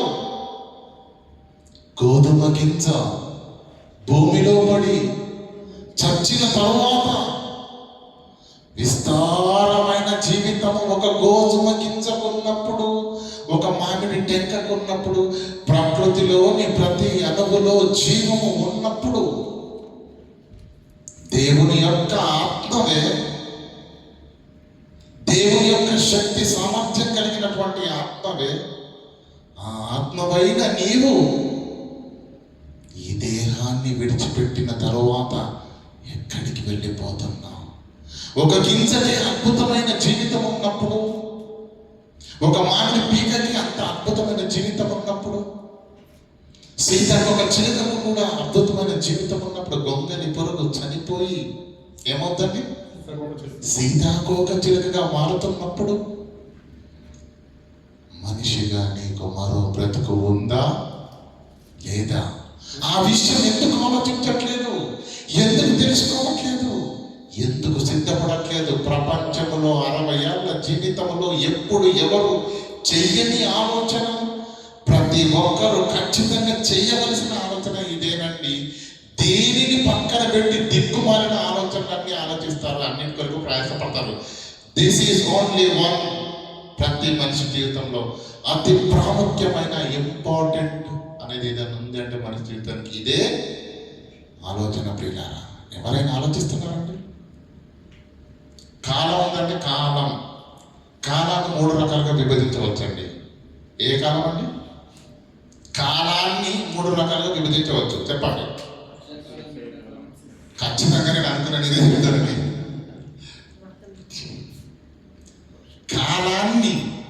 కాలాలు అడగలేదు నేను. భూతకాలము, వర్తమానము, భవిష్యత్తు. ఉదాహరణ చెప్పండి, బాగుంటుంది. ఇప్పుడు భూతకాలము, వర్తమాన కాలము. నాకు ఉదాహరణ చెప్పండి. భూతకాలం అంటే ఏంటి? జరిగిపోయినది అంటే నిన్న. వర్తమానం అంటే జరుగుతున్నది ఈరోజు, ప్రజెంట్. భవిష్యత్తు అంటే రేపు జరగబోయేది. ఈ 3 కాలాలు కూడా మానవ జీవితంలో ఉన్నవి. చెప్తాను, చాలా జాగ్రత్తగా వినండి. ఇంతకుముందు చాలాసార్లు చెప్పాను, మళ్ళీ ఒకసారి జ్ఞాపకం చేయాలి కదా. ఈరోజు డేట్ ఎంత అండి? 11 ఆగస్టు 2000. ఈ రోజు ఒక బాబు పుట్టాడు. 2024 ఆగస్టు 11 తారీఖు రోజున బాబు 5 నెలల క్రితం అతడు ఎక్కడున్నాడు? ఏమండి? స్వర్గం అన్నారు ఎవరు? తల్లి గర్భంలోనే ఉన్నాడు. 9 నెలల క్రితం, 5 నెలల క్రితం తల్లి గర్భంలో ఉన్నాడు. బాగా ఆలోచించాలి. 10 నెలల క్రితం ఎక్కడున్నాడు? ఖచ్చితంగా తల్లి గర్భంలో మాత్రం ఎక్కడున్నాడు? తండ్రి గర్భములో ఉన్నాడా లేడా? ఉన్నాడు. ఈ తండ్రి గర్భంలోనికి రాకముందు ఎక్కడున్నాడు? తాత గర్భంలో ఉన్నాడు, ముత్తాత గర్భంలో ఉన్నాడు. అలా అలా అలా అలా వెనక్కెళితే మనందరికీ, మానవాళికి మూల పురుషుడైన ఆదాము గర్భములో నుంచి, ఆదాము గర్భంలోకి ఎక్కడి నుంచి వచ్చారు? దేవుడైన యెహోవా నేల మట్టితో నన్ను నిర్మించి వాని నాసిక రంధ్రములో జీవవాయువును ఊదగా ఆ మట్టి బొమ్మను పరిచి దేవుడైన యెహోవా వారి నాసిక రంధ్రం దగ్గరకు వచ్చి ఊదాడండి. ప్రపంచంలో ఎంతమంది భూమి మీద పుట్టాలో అంతమంది ఒకేసారి దేవునిలో నుంచి ఆదాములోనికి ప్రవేశించారు. అంటే నువ్వు భూమి మీద పుట్టక ముందు తల్లి గర్భంలో ఉన్నావా? తల్లి గర్భంలోకి రాకముందు తండ్రిలో ఉన్నావా? తండ్రుల తాతలో ముత్తాతలో ఆదాములో ఉన్నావా? ఆదాములోకి రాకమునుపు తరతరముల నుండి నీకు మాకు నివాస స్థలము. ఇది నీ గతం, ఇది నీ గతం. దేవునిలో నుంచి ఆదాములో నుంచి తండ్రుల గర్భాలను తట్టుకుంటూ తల్లిలోనికి, తల్లిలో నవమాసాలు ఆకారాన్ని ధరించుకొని భూమి మీదికి. ఇది నీ గతం. కళ్ళు తెరిచావు కదా, చూస్తున్నావు కదా, లోకాన్ని చూస్తున్నావు, అనుభవిస్తున్నావు, ఆలోచిస్తున్నావు కదా. ఊపిరితో బ్రతికున్న ప్రతి క్షణము నీ వర్తమానం. ఈ ఊపిరిని విడిచిపెట్టి వెళ్ళిపోతావు కదా ఒకానొక రోజు, అది నీ భవిష్యత్తు. ఇప్పుడు మంచి ప్రశ్న అడుగుతాను, ఆలోచించి సమాధానం చెప్పాలి. ఒక అబ్బాయి ఉన్నాడండి, పేరు ఏం పేరు చెప్తారు? శ్రీకాంత్. శ్రీకాంత్ అనే బ్రదర్ ఉన్నాడు, ఓకేనా? అజయ్ అనే బ్రదర్ ఉన్నాడు. పుట్టాడు కనుక ఈ లోకాన్ని చూశాడు కనుక ఇక్కడ లోకం అనేది ఇలా ఉంది, రంగులున్నవి, పళ్ళున్నవి, పువ్వులున్నవి, చెట్లున్నవి, ఈ లోకాన్ని చూసి ఇది ఉంది అని అంటున్నాడు. అసలు అది పుట్టలేదు అనుకోండి, లోకం ఉన్నట్ట నేనంట. అంటే నువ్వు చూడనంత మాత్రాన లేనిది లేనట్టు కాదు. నువ్వు చూడకపోయినా ఉన్నది అంటే అది ఉన్నట్టే. నువ్వు చూడకపోయినంత మాత్రాన లేదు అనడానికి వీలు. అలాగే మనకి ఈ లోకం ఉందని, ఈ ప్రజలు ఉన్నారని, ఈ దేశం ఉందని ఎప్పుడు తెలిసిందండి? పుట్టి తెలుసుకున్నాము ఈ లోకం ఉందని. కానీ చాలా ముందు తెలుసుకోవాలి మరో లోకం ఉందని. అందుకే ఇక్కడ దేవుడు ఏం పెట్టాడు? వివేచన శక్తిని పెట్టాడు.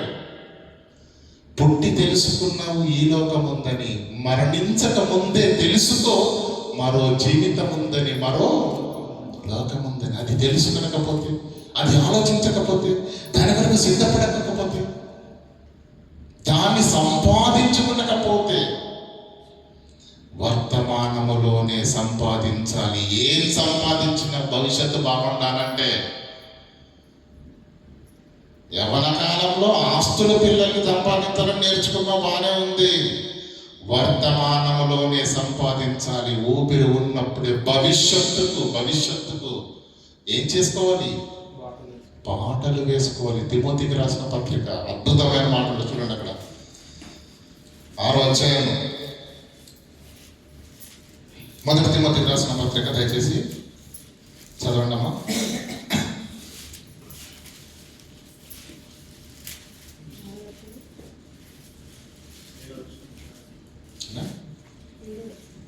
ఈ లోకానికి ఏమి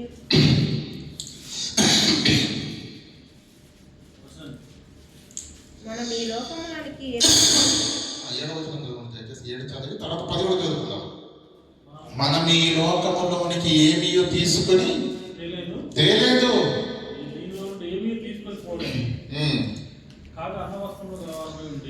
కాగా ఏ లోకంలోకి ఏమీ తీసుకొని రాలేదు, ఏమీ తీసుకొని పోలేము. వేమన పద్యం గుర్తుకొస్తుందండి.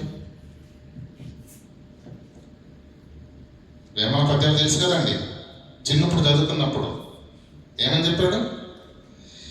ఏమి గుంజీవచ్చు ఏమి దాగునిపోవు, పుట్టు వేళ నరుడు గిట్టు వేళ ధనమెచ్చటి కేకును తానెచ్చటి కేకును విశ్వదాభిరామ. సంపాదించేట పుట్టేటప్పుడు ఏం తీసుకొని రాలేవు, పోయేటప్పుడు ఏమి తీసుకుంటావు. నువ్వు సంపాదించినవన్నీ ఎక్కడ? కనుమరుగైతున్న మనిషి నీవు ఎక్కడ? ధనమెచ్చటి కేకు తానెచ్చటి కేకు విశ్వదాభిరామ. నీతి పాఠాలు చెప్పిన, దైవజ్ఞానం చెప్పిన ప్రియులారా, దేవుడు కూడా చెప్తున్న మాట ఏంటి? ఈ లోకములోనికి ఏమీ తీసుకొని రాలేదు. నువ్వు వెళ్ళేటప్పుడు ఏమీ తీసుకొని వెళ్ళాలి అని మాత్రం గుర్తుపెట్టుకో. ఎక్కడికి, ఎలా, నీ రాజ్యం ఏంటి, నీ దేశం ఏంటి, నీ వారెవరు, ఎక్కడికి వెళతావు, ఏంటి పరిస్థితి? సిద్ధపడాలి. 17వ వచనం చదవండి. 18వ వచనం చదవండి అన్న. వారు వాస్తవమైన జీవము సంపాదించుకునే నిమిత్తము, వారు వాస్తవమైన జీవితము. ఇది వాస్తవం కాదా? కళ లాంటి జీవితం ప్రియులారా. అప్పుడప్పుడు నిద్ర పడతాం కదండి, నిద్ర పట్టిన మంచి కళ పడతారు కదండి, స్వప్నం కదా. తిండి మీద ఆశ అనుకోండి, మంచి హైదరాబాద్ బిర్యానీ మసాలా దంచేసి ఏమంటే తింటున్నట్టుగా పడతా ఉంటుంది. అంతేనా కదా? తింటా ఉంటాం, అమ్మయ్య కడుపు నిండిపోయిందిరా అనుకుంటాం. భ్రమ. అలా మంచి నిద్రలో మంచి కళ వస్తున్నప్పుడు సహోదరుడు ఏం చేస్తాడు? అన్న తెల్లవారింది లే అన్న, డ్యూటీకి వెళ్ళాలి. అరే బిర్యానీ తింటున్నారా? కళ అన్నది అది వాస్తవము కాదు, భ్రమ. జీవితం కూడా అంతే ప్రియులారా. ఊపిరి ఆగిపోగానే కలలో నుంచి నువ్వు వెనుకబోయి బయటికి వెళ్ళినట్టుగా ఈ దేహంలో నుంచి ఆత్మ బయటికి వెళ్ళిపోతుంది. ఇక ముందు జీవిస్తున్న జీవితము కళ లాంటిదే తప్ప వాస్తవమైనది కాదు. ఇది నీ వర్తమానము మాత్రమే. నీ గతము, నీ భూతకాలము దేవుల్లో నుంచి ఆదాములో నుంచి తండ్రుల గర్భాల గుండా ప్రయాణించి తల్లి గర్భం నుంచి బయటకు వచ్చావు. అది నీ గతం. బ్రతుకుతున్న 20 సంవత్సరాలు నీ వర్తమానం. ఇక భవిష్యత్తుని చూశారు. అదేంటో మనకి ఈరోజు అర్థం కావాలి. భవిష్యత్తు ఎలా ఉండబోతుందో, ఆ భవిష్యత్తు మనకు చక్కనిదిగా మనకు కావాలంటే వర్తమానంలో నువ్వేం చేయాలో నీకు భవిష్యత్తు ఏంటో మనకు పిక్చర్ వస్తే వర్తమానంలో మనం ఏం చేయాలో మనకు చాలా జాగ్రత్తగా అర్థమవుతుంది. ప్రియులారా, చదవండి అన్న. వారు వాస్తవమైన జీవాన్ని సంపాదించుకొనకు నిమిత్తము రాబోవు కాలమునకు భవిష్యత్తు కొరకు మరణం తరువాత ఉన్న ఆ జీవితము భవిష్యత్తు రాబోవు కాలము కొరకు మంచి పునాది తమ కొరకు వేచుకుంటూ భూమి మీద మేలు చేస్తున్నారట, సత్క్రియలు చేయుచున్నారంట. ధనము గలవారై, ఔదార్యము గలవారై. ఏమండి, అదేంటి పాస్టర్ గారు, రాబో కాలంలో కంటే అది ఖచ్చితంగా మరణం తర్వాతనైనా మీరు ఇలా మాట ఎందుకు మార్చేస్తున్నారు అంటున్నారా? ఒకరు అనుకుంటున్నారా? 17వ వచనం చదవండి. ఇహమందు ఈ లోకమందు జీవితము జీవిస్తున్న వారు ఇహమందు సంపాదించే వాడు గర్విష్ఠుడు కాక, అంటే ఇహమందు జీవితం గురించి మాట్లాడుతున్న చూడండి. గర్విష్ఠుడు కాక అస్థిరమైన ధనము యందు నమ్మకించక సుఖముగా అనుభవించుటకు సమస్తమును ధారాళముగా దయచేసిన దేవుని యందు నమ్మకం ఉంచండి అంటున్నాడు. కానీ ఈరోజు మనిషి దేన్ని నమ్ముతున్నాడు తెలుసా అండి? డబ్బును నమ్ముతున్నాడు, బంధువులను నమ్ముతున్నాడు, బంధు బలాన్ని నమ్ముతున్నాడు, పదవి బలాన్ని నమ్ముతున్నాడు, అధికార బలాన్ని నమ్ముతున్నాడు. నాకు పదవి ఉంటే నాకు డోకా లేదనుకుంటున్నాడు, నాకు బంధువులు ఉంటే నాకు డోకా లేదనుకుంటున్నాడు, నాకు ఆరోగ్యం ఉంటే డోకా లేదనుకుంటున్నాడు. నా దగ్గర డబ్బు ఉంటే ఏమంటారండి? కొండ మీద కోత్తు చెప్పానండి, వేసానన్న సామెత అంతే. డబ్బు ఉంటే నేను బతికేస్తాను అనుకుంటున్నాడు, దాని యందు నమ్మిక ఉంచుతున్నాడు మనిషి. కానీ దేవుడు ఏమంటుంది ఇక్కడ?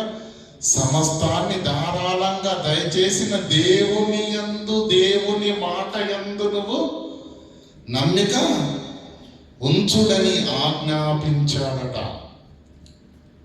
ఏమంటాడు తర్వాత? వాస్తవమైన జీవమును సంపాదించుకుని నిమిత్తము. వాస్తవమైన జీవితము ఇది కలలాంటి జీవితము, 60 సంవత్సరాల జీవితము నీటి బుగ్గ లాంటిది. ఎప్పుడు ఎక్కడి నుంచి ఎలా వస్తుందో ఎవరికి తెలియదు. ఏమండి, నాకు తెలుసండి, నేను ఖచ్చితంగా 58వ సంవత్సరాలు చనిపోతాను అని తెలిసిన వాళ్ళు ఎవరైనా ఉన్నారండి ప్రపంచంలో? ప్రసంగం ముగిసేంత వరకు కూడా నేను ఉంటానో ఉండనో నాకు కూడా అది మన బ్రతుకులు. యాకోబు బ్రతుకులు ఏముందండి? 4:14 మీ జీవం ఏ పాటిది? మీరు ఇంతలో కనిపించి అంతలో మాయమైపోయే. పై మాట చదవాలనుకోండి, ఖచ్చితంగా గుండె జారుద్ది. చదవండి 4:13 చదవండి. నేడైనను రేపైనను ఒకానొక పట్టణానికి, ఇంటర్నేషనల్ కంట్రీ దుబాయ్కి వెళ్ళి అక్కడ 1 సంవత్సరం 2 సంవత్సరాలు 4 సంవత్సరాలు ఉండి వ్యాపారం చేసి ఉద్యోగం చేసి వ్యాపారం చేసి చాలా డబ్బులు సంపాదించుకొని అర్థమని నీ ప్లాన్లు నీకున్నాయి బిడ్డ. కానీ సంపాదన రండని చెప్పుకుని వారలారా అంటే మనకే చెప్తున్నాడు దేవుడు, రేపేమి సంభవించునో మీకు తెలియదు కనుక మీ జీవం ఏ పాటిది, మీ జీవము ఏ పాటిది. మీరు కొంతసేపు కనబడి అంతలో మాయమైపోయే ఆవిరి వంటి వారు. మరి ఇలా అసలు వాస్తవమైన జీవితం ఏంటి? మన మనందరికీ తెలుసు. ధనవంతుడు లాజరు గురించి మనకు తెలుసా తెలియదండి? తెలుసు కదా. ఆ సందర్భాన్ని గురించి నేను కొన్ని మాటలు చెప్పేస్తాను, దయచేసి తర్వాత చూసుకోండి. ధనవంతుడు లాజరు సందర్భం తెలుసు కదండి. లూకా సువార్త 16వ అధ్యాయం 19వ వచనం నుంచి చూసినట్లయితే ధనవంతుడు ఒకడు ఉండేను. చదవండి. ధనవంతుడు ఒకడు ఉండేను. అతడు ఊదారంగు బట్టలను సన్నపు నార వస్త్రములను ధరించుకుని వాడు. లాజరు అనే దరిద్రుడు కూడా ఉండేనా? లాజరు అనే ఒక దరిద్రుడు ఉండేను. ఇద్దరి గురించి చెప్తున్నాడు. ధనవంతుడు, ఒక దరిద్రుడు, లాజరు. ధనవంతుని యొక్క దినము భవిష్యత్తు ఎలా, అతని యొక్క దినచర్య ఎలా ఉంది? బహుగా సుఖపడుతున్నాడట. మంచి తిండి, మంచి ఆహారం, మంచి వస్త్రాలు, సన్నపు నార వస్త్రాలు వేసుకొని అద్భుతంగా బ్రతుకుతున్నాడు. మంచిది. ఎంతకాలం వేస్తాడు సన్నపు నార వస్త్రాలు? ఎంతకాలం సుఖపడతాడు? ఎంతకాలం తింటాడు? ఎంతకాలం? అదే దరిద్రుడు కూడా ఉన్నాడు. ఎలా ఉన్నాడండి? కురుపులతో నిండిన వాడే. ధనవంతుని ఇంటి వాకిట పడి ఉండి అతని బల్ల మీద నుండి పడు రొట్టె ముక్కలతో ఆకలి తీర్చుకున్న గౌరవం. చూడండి, ఇద్దరి వ్యక్తుల జీవితాలను దేవుడు మనకు చూపిస్తున్నాడు. ఒకటి ధనవంతుని జీవితము, రెండవది లాజరు జీవితము, దరిద్రుని జీవితము. భూమి మీద దయనీయంగా ఉంది లాజరు జీవితము. కుక్కలు వచ్చి కురుపులు నాకే దీన స్థితిలో ఉన్నాడు. కానీ ధనవంతుడిది ఎలా ఉంది? టీవీగా ఉంది, వైభోగంగా ఉంది, ఏమండి, దర్పంగా ఉంది, దర్జాగా ఉంది. అవునా కదా? కానీ ప్రతిదినము సుఖపడుచున్నాడు. కానీ మరణం అనేది ఇద్దరికి వచ్చింది. చదవండి కింద. ఆ దరిద్రుడు చనిపోయి దేవదూతల చేత అబ్రహాము రొమ్మున ఆనుకొనుటకు. ఏంటంటే బాగా చదవండి మాటను. దరిద్రుడు చనిపోగానే ఏం జరిగిందంట? దేవదూతలు వచ్చి. పేదవాడి కొరకు దేవదూతలు వచ్చాయా? దరిద్రుడి కొరకు దేవదూతలు వచ్చాయా? కురుపులతో నిండిన వాడి కొరకు దేవదూతలు వచ్చాయా? కురుపులతో కుక్కలు వచ్చి నాకిన దీన స్థితిలో ఉన్న ఆ దరిద్రుడి కొరకు ఏమొచ్చాయండి? దేవదూతలు. పరలోకములో నుంచి దేవదూతలు వచ్చి అబ్రహాము రొమ్మున ఆనుకున్నటకు కొనుకోబడి. మరి దరిద్రుడికి దేవదూతలు వచ్చాయంటే ధనవంతుడికి ఖచ్చితంగా ఇద్దరే వచ్చారు. దరిద్రుడికి దేవదూతలు వస్తే ధనవంతుడికి దేవుడు వస్తాడా? చూడండి ఏం జరిగిందో. ధనవంతుడు కూడా చనిపోయి. దేవదూతలకు మాట రాలేదండి అక్కడ. దేవదూతలు వచ్చినట్టుగా అక్కడ లేదు. ధనవంతుడు చనిపోయి కానీ లేదు, వెంటనే పాతి పెట్టబడి ఏం చేశాడు?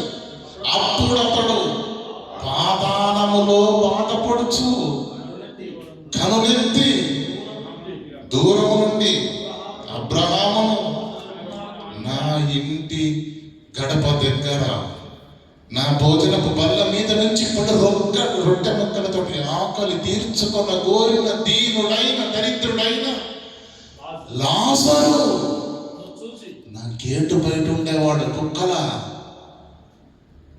అది భూమి మీద మరణం అనేది రాగానే జీవితంలో తల్లకిందులైపోయాయి. అతడేమో అబ్రహాము రొమ్మున ఆనుకుంటకు అక్కడ కూర్చున్నాడు. ధనవంతుడు చనిపోయి పాతాళంలో బాధపడుతూ వేదనకరమైన స్థలంలో అగ్నిగుండములో కాలిపోతూ ఏం చేస్తున్నాడు చూడండి.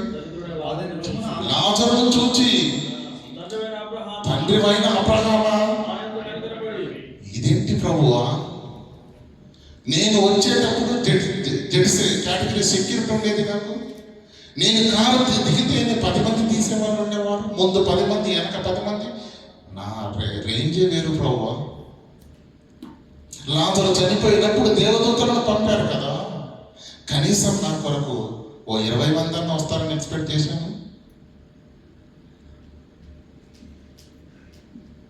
భూమి మీదను ధనవంతుడివేమో, భూమి మీద పదవి కలిగిన వాడివేమో, అది భూమి మీద మాత్రమే చెల్లుతుంది తప్ప మరణం తర్వాత పరిస్థితులన్నీ తలకిందులైపోతాయి.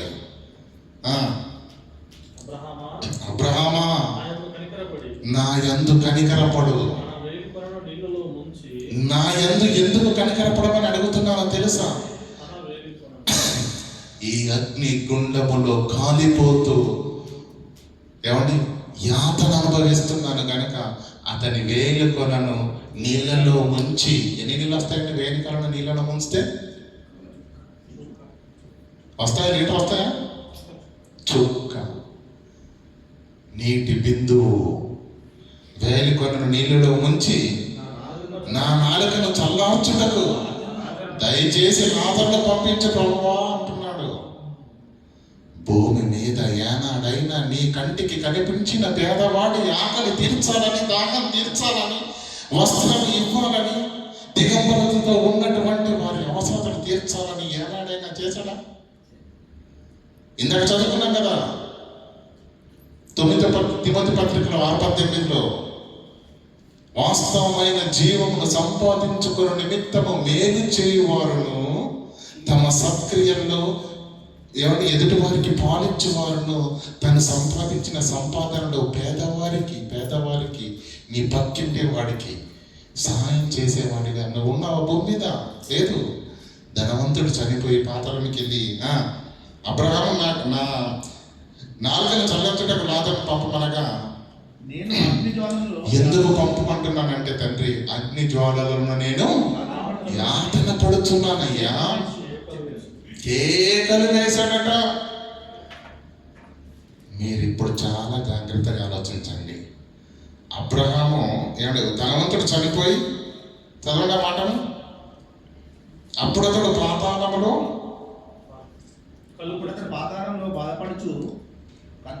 పాతాళములో బాధపడుచు కనులెత్తి దూరము నుండి, అంటే దరిద్రుడు చనిపోయి పాతాళానికే వెళ్ళాడు, ధనవంతుడు చనిపోయి కూడా పాతాళానికే వెళ్ళాడు. కానీ ఇతడు ఎక్కడున్నాడు? అగ్ని జ్వాలలలో యాతన పడుతూ ధనవంతుడు ఉన్నాడు. అబ్రహాం ఎలా ఉన్నాడు? అబ్రహాం రొమ్ముకున్న రాజులు ఎలా ఉన్నాడు? ఆనుకొని నెమ్మది పొందుతున్నాడు. అంటే లోకం ఒక్కటే, పరలోకం, భూలోకం, పాతాళ లోకం. కానీ పాతాళ లోకంలో 2 భాగాలు ఉన్నవి. ఒకటి నెమ్మది పొందే స్థలము, నెంబర్ 2 యాతన పడే స్థలము, అదే అగ్నిగుండము. ధనవంతుడు ఎక్కడికి వెళ్ళిపోయాడు? అగ్నిగుండంలోనికి వెళ్ళాడు. దరిద్రుడు ఎక్కడికి వెళ్ళాడు? ఎందుకు వేరువేరుగా వెళ్ళారు? అగ్నిగుండమా లేదంటే నెమ్మది పొందే స్థలమా అనేది నిర్ణయించేది ఏది? నీ 60 సంవత్సరాలలో నువ్వు బ్రతికిన నీ బ్రతుకు విధానమే. నువ్వు పాతాళానికి అంటే నెమ్మది పొందే స్థలానికి వెళ్ళాలా లేదంటే మండు అగ్నిగుండంలోనికి వెళ్ళాలా అనేది నిర్ణయించేది ఏది? ఈ జీవిత కాలమే. కానీ మనకేం తెలుసు? లైఫ్ ఎంజాయ్ చేయాలని తెలుసు. అంతేనా? ప్రపంచానికి మాయబోధ చేస్తుంది అపవాది. ఉన్న ఒక్క జీవితాన్ని చాలా జాగ్రత్తగా కాపాడుకొని ఒక విత్తనాన్ని భూమిలో పెడితే ఎలా ఫలిస్తుందో మన జీవితాన్ని క్రీస్తు అనే భూమిలో పెడితే ఫలిస్తాయన్న సంగతిని ప్రపంచము మర్చిపోయిందండి. క్రైస్తవులు కూడా ఆలోచించడము లేదు. ఆదివారం వచ్చిందంటే వెళ్ళేసి ఏదో మనకు తోచిన కానికి ఇచ్చేసి ప్రార్థన తీసుకొని దీవెన తీసుకొని వచ్చేస్తున్నారే తప్ప ఇల్లు చక్కబెట్టుకునేది హిజ్కియా మాత్రమే కాదయ్యా. ప్రతి ఒక్కరు ఇల్లును వెలుగుండగానే, దీపం ఉండగానే ఇల్లు చక్కబెట్టుకో. ప్రాణం ఉండగానే నీవు ప్రభువును తెలుసుకో. ప్రభువును ఎందుకంటే తెలుసుకోవాలి? నేనే మార్గమును, నేనే సత్యమును, నేనే, నా ద్వారా తప్ప ప్రపంచములో ఏ ఒక్కరు కూడా దేవుని రాజ్యములోనికి I am the who one.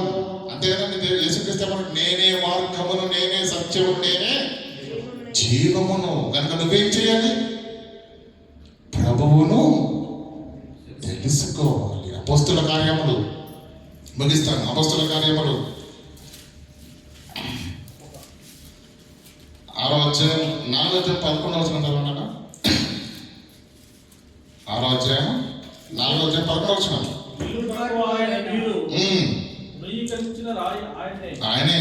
ఆ రాయి మూలకు తలరాయి ఆయన. మరి ఎవరి వలన రక్షణ కలుగదు? భూమి మీద పుట్టిన ప్రతి మనిషికి, ప్రపంచ మానవాళికి బైబిల్ చెబుతున్నటువంటి సూక్తి ఏంటో తెలుసా? మరి ఎవరి వలనను రక్షణ కలగదు. ఈ నామముననే, అంటే యేసు నామముననే ప్రపంచానికి రక్షణ, ప్రపంచ మోక్ష ప్రదాత, రక్షకుడు యేసుక్రీస్తు ప్రభుల వారు. ఈ నామముననే మీకు రక్షణ కలుగును. కానీ ఆకాశము క్రిందనున్న ఏ నామములోనికి నీవు, ఏ నామంలో నీకు రక్షణ పొందలేరు. అయితే రక్షణ పొందాలంటే ఈ నామమే. క్రీస్తు దగ్గరికి నువ్వు రావాలి. యోహాను సువార్త 3:39 చదవండి. వచ్చింది అని ఆయన రక్షించగలడు, ఆయన నిత్య జీవాన్ని ఇవ్వగలడని నాకు అర్థమవుతుంది. బాగానే ఉంది. 3:39.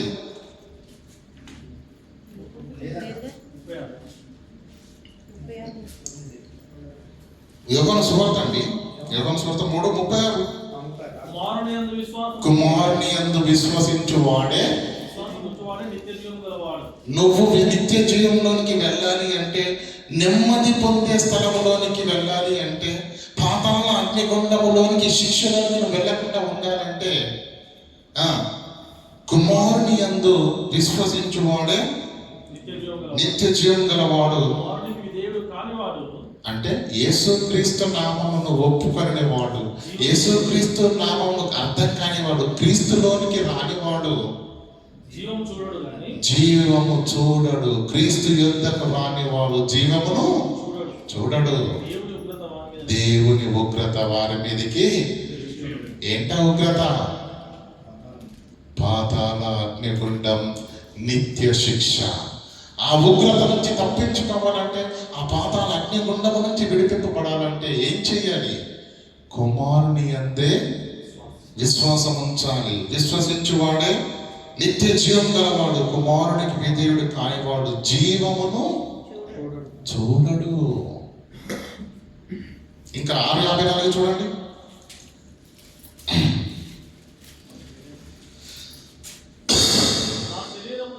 నా శరీరమును తిని, మనందరికి అర్థమైపోతుంది ఆరాధన క్రమం.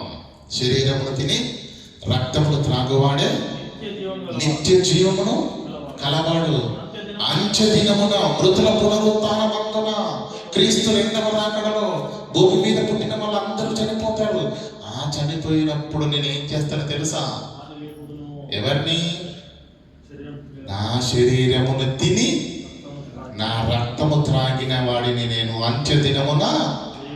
అంటే మనము తిరిగి లేపబడాలి అంటే, ఆ నిత్యలోకానికి వెళ్ళాలి అంటే, మనం భూమి మీద ఏం చేసిన వాళ్ళమై ఉండాలి? క్రీస్తు నామమును ఒప్పుకున్న వారమై, క్రీస్తును విశ్వసించిన వారమై, అతని శరీరమును తిని అతని రక్తాన్ని త్రాగిన వారమై ఉండాలి. ఓ సింతేనా మార్కెట్లో దొరుకుద్ది అనుకుని వెళ్తున్నారా? ఆ శరీరమును, ఆ రక్తమును త్రాగాలి అంటే, ఆ శరీరమును మనం తాకాలి అంటే, ఎవరు పడితే వారు దాన్ని తాకటానికి వీలు లేదు. సంఘాన్ని నడిపించే ఏమండి సభాధ్యక్షులు ఏమంటారు? ఆరాధన క్రమం ఉన్న రోజు బాప్తిజం తీసుకున్న వారు మాత్రము దయచేసి లేచి నిలబడండి. మిగతా వాళ్లకు ఆ ఆశీర్వచనపు పాత్రలో చెయ్యి వేసే భాగ్యము వారికి లేదు. అది విలువైనది, పవిత్రమైనది క్రీస్తు రక్తము. నీకు నిత్య జీవాన్ని ఇచ్చేది. దాంట్లో నువ్వు చెయ్యాలంటే నువ్వేం చేయాలి? ఏం చేయాలి? బాప్తిజము. ఏంటి ఆ బాప్తిజము? నువ్వు పరలోకం వెళ్ళాలంటే, పాతాళ గుండకు చేరకుండా ఉండాలి అంటే భూమిలో నువ్వేం చేయాలి? క్రీస్తును అంగీకరించాలి, క్రీస్తును విశ్వసించాలి, ఆయన శరీరమును తిని అతని రక్తమును త్రాగాలి, అంటే ఆరాధనలో పాలు పంపుకోవాలి. మరి ఆ శరీరము ఆ రక్తమును సేవించాలంటే ఏం చేయాలి? నువ్వు కొత్తగా జన్మించాలి. బాప్తిసం తీసుకోవాలి. దాని పేరే ఏమన్నాడు? ఒకడు కొత్తగా జన్మించితేనే కానీ దేవుని రాజ్యములోనికి ప్రవేశించలేడు. చనిపోయిన తర్వాత 2 బ్రతుకులు ఉన్నవి. ఒకటి నిత్య శిక్ష, రెండోది నిత్య జీవము. నిత్య శిక్ష అంటే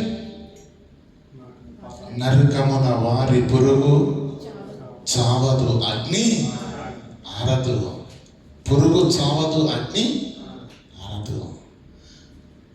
అదేంటండి? ఆరడానికి ఉంటుందా? ఎన్ని నేతేళ్ళ ఎవరి నెయ్యి వేసి మరిగించిన 4 రోజులకు ఆరిపోద్ది కదా అగ్ని. ఎన్నో కట్టెలు పేర్చి పెట్టిన అగ్ని ఆరిపోద్ది కదా సాయంకాలానికి. ఆరిపోతలేదా? అగ్ని ఆరిపోద్ది. ఏమండి? బూడిద కూడా అది ఆరే అగ్ని. నీ కళ్ళతో చూసినావు కదా ఆరే అగ్ని. ఆరని అగ్ని కూడా ఉంది. సూర్యుని చూసాం కదండి. అది ఎప్పుడైనా కాంతి తగ్గిందా? వెలుగు తగ్గిందా? వేడి తగ్గిందా? చావని నీ ఆత్మను ఆరని అగ్నితో కాలుస్తానని దేవుడు ప్రకృతిలో మనకు ఏం పెట్టాడు? సూచనగా సూర్యుడిని పెట్టాడు. అదేంటట? ఆరని అగ్ని. ఎన్ని రోజులు అంటే జైల్లోకి వెళ్ళారనుకోండి, మా అయితే 6 నెలల శిక్ష ఉంటుంది, 2 సంవత్సరాలు ఉంటుంది, 3 సంవత్సరాలు ఉంటుంది. ఎవరైనా హత్య చేసిన వాళ్ళు ఉంటే యావజ్జీవ కారాగార శిక్ష 14 సంవత్సరాలు ఉంటుంది. అంతే తప్ప తర్వాత ఉండదు. అంతకు మించిన శిక్ష లేదు. దేవుని కొరకు బ్రతకకుండా, క్రీస్తు యొద్దకు రాకుండా లోకములో దేవుని కొరకు పుట్టిన నీవు, శరీరాన్ని ఇచ్చింది దేవుడు, ప్రకృతినిచ్చింది దేవుడు, ఆయుష్నిచ్చింది దేవుడు, ఆకారం ఇచ్చింది దేవుడు, ఆరోగ్యాన్ని ఇచ్చింది దేవుడు. వీటన్నింటినీ పొందుకొని భూమి మీద నీ ఇష్టానుసారంగా నీ సంతోషాలు, నీ సుఖాలు, నీ సరదాల కొరకు దేవుడిచ్చిన ఆయుష్కాలం నీ ఇష్ట ప్రకారంగా బ్రతికి చనిపోతే దేవునికి అన్యాయం చేసిన నిన్ను ఎక్కడ తీసుకెళ్తాడు? పాతాళ అగ్నిగుండానికి తీసుకెళ్తాడు. కాబట్టి అక్కడికి వెళ్ళి ఎన్ని సంవత్సరాల శిక్ష? దేవుని కొరకు బ్రతకలేము, తెలియలేదు, పట్టించుకోలేదు. ఎన్నోసార్లు బ్రదర్ కూడా చెప్పాడు, పాస్టర్ గారు కూడా చెప్పారు, మనం వినిపించుకోలేదు, పట్టించుకోలేదు. ఓకే, తప్పైపోయింది. చెయ్యడము సరదాగా చేస్తావు, చెయ్యడం ఇష్టంతోనే చేస్తావు, చెయ్యడము ఉద్దేశపూర్వకంగానే చేస్తారు. చేసిన తరువాత ఒక్క మాటతో సారంటే సరిపోతా? పిల్లరా, అవకాశం ఉన్నప్పుడే, దేవుడు క్షమించినప్పుడే, దేవుడు స్వాగతించినప్పుడే క్రీస్తు పాదాల యొద్దకు వచ్చి నీ పాపాలను ఒప్పుకొని అతిక్రమములు దాచిపెట్టువాడు వర్ధిల్లడు. అయితే దానిని ఒప్పుకోవాలి. నెంబర్ 1, దాన్ని విడిచిపెట్టాలి. కనెక్ట్ అయిపోయి డిస్కనెక్ట్ అయిపోవాలి. దాంతో ఒప్పుకొని విడిచిపెడితే, నీవు ఒప్పుకొని కంటిన్యూ చేస్తే దేవుని ఏర్పాటు దేవునికి ఉంటుంది. పిల్లరా, దాన్ని ఒప్పుకొని విడిచిపెడితే ఏం చేస్తాం? ఏం పొందుతామని? దేవుని యొక్క కనికరాన్ని పొందుతాం. భూమి మీదనే చేయాలి అది. చనిపోయిన తర్వాత దేవుని కొరకు బ్రతకకుండా, దేవుని కొరకు మనము ఈ ఆయుష్ను కాలాన్ని పెట్టకపోతే ఏం చేస్తామన్నాడు? పాతాళ అగ్నిగుండంలో వేస్తాను. ఎన్ని రోజులు? సంవత్సరమా? 2 సంవత్సరాలా? 3 సంవత్సరాలా? 14 సంవత్సరాలా? అక్కడ గాంధీ జయంతిలో ఉండవమ్మా. ఆగస్టు 15 ఉండదు. స్వతంత్ర దినం రోజు విడుదల చేస్తూ ఉంటారు ప్రతి దేశంలో ఉన్న వాళ్ళు. ఇక్కడ కూడా మరి మన షేక్ గారు రంజాన్ అప్పుడు కొంతమంది ఖైదీలను సంతోషంతో ఇంకా మీరు వెళ్ళండి అయ్యా మీ దేశానికి మీరు వెళ్ళండి అని సంతోషంతో విడుదల చేస్తూ ఉంటారు. కానీ నరకంలో మాత్రం గాంధీ జయంతులు లేవు, వర్ధంతులు ఏవి లేవు ప్రియులారా. No festival. నరకమున వారి పురుగు చావదు, అగ్ని ఆరదు ఎంత కాలము. అనంతకాలం. చూడండి ఒక మాట చూడండి, మీకు చూడించాలి ఆ మాటను. యెషయా గ్రంథము 34:10 చదవండి. యెషయా గ్రంథం 34:10 ముగిస్తాను. యెషయా గ్రంథం 34 అది అది రేయింబగళ్ళు రేయింబగళ్ళు అది రేయింబగళ్ళు ఆరగయుండును, ఆరక ఉంటది. ఆరని ఆ అగ్నిలో చావని నీ ఆత్మ ఎంతకాలము మండాలి, ఎంతకాలము ఘోషించాలి. నరకమున ఏడుపును పండ్లు కొరుకుటయు ఉండును. అది రేయింబగలు ఆరగయుండును, ఆరకయుండును, దాని పొగ దాని పొగ నిత్యం లేచును, నిత్యము లేచును. తరతరములుగా పాడును. అది తరతరములుగా ఉండును. అదేంటి? పాతాళపు నరక శిక్ష. మరి నిత్య జీవం ఎలా ఉంటుంది? నిత్య జీవం ఎలా ఉంటుందండి? ఏమండి, చెమట చిందించవలసిన అవసరం లేదు అన్నప్పుడు ఎందుకు చేస్తున్నారు? ఇదంతా మనం ప్రారంభంలోనే వచనం చూసాము. వారి నోటి అసలు ఆకలి అనేది, దప్పిక అనేది లేదు. ఆకలి లేదు, దప్పులు లేదు, అప్పుల వారు రారు, కరెంటు బిల్లు ఉండదు, ఈ తలపోట్లు ఏవి అంటే ఎంత అద్భుతంగా ఉంటుంది. ఎన్ని రోజులు? నిత్య జీవం, మరణం అనేది లేని మహాజీవితం అనేది మరణం తర్వాత మనిషికి ఉంది. అబ్రహామును చూశారు. ధనవంతుడు చనిపోయాడా లేదండి? చనిపోయిన తర్వాత అక్కడెక్కడ ఉన్నాడు? అబ్రహాము రూములు ఉన్నాడట. అంటే శరీరము నుంచి విడుదలయ్యాడే తప్ప ఆత్మకు మరణము లేదు. ఆ ఆత్మ ఎక్కడుంది? అబ్రహాము దగ్గర ఉంది. క్రీస్తు రెండవ రాకడలో వాళ్ళందరూ ఎక్కడికి వెళ్తారు? పరలోకానికి వెళ్తారు. ఎంతకాలం? వీళ్ళు నిత్యకాలము శిక్షలో, వాళ్ళు నిత్యము ఆనంద లోకంలో. మనిషి మరణం తరువాత ఈ రెండింటిని నిర్ణయించేది భూమి మీద బ్రతుకుతున్న ఈ వర్తమాన కాలమే. కనుక ఎన్నో సమస్యలు ఉన్నాయని నువ్వు అనుకుంటున్నావే తప్ప మనిషికి ఉన్న ప్రధానమైన సమస్య ఇదేనని, దీని విషయంలో ముఖ్యమైన నిర్ణయం తీసుకొని నీ జీవితానికి ఎల్ఐసి కట్టుకో. లైఫ్ ఇన్ క్రైస్ట్ అనే ఈ ఎల్ఐసి పాలసీని చేసుకోమంటే అమాయకులండి. ఏజెంట్ చెప్పే మాటలను మోసపోయి 5 లక్షలకు సరికి అమ్మో గుండాగిపోయినంత పని అయిద్దండి. 10 లక్షలు వస్తాయా? సంతకాలు ఎట్టేస్తున్నారు ఇలా. ప్రియులారా, భద్రత ఎల్ఐసి పాలసీలో లేదు, భద్రత క్రీస్తులో ఉంది. ఎవడైనా తన ప్రాణంను రక్షించుకొనగలిగిన దాన్ని పోగొట్టుకును. అయితే నా నిమిత్తము, సువార్త నిమిత్తము దానిని పెట్టిన వాడు తిరిగి పొందుకుంటాడు. నిత్య జీవాన్ని నేను అతనికి ఇస్తాను. కనుక నిత్య జీవాన్ని ఇచ్చేవాడు క్రీస్తు.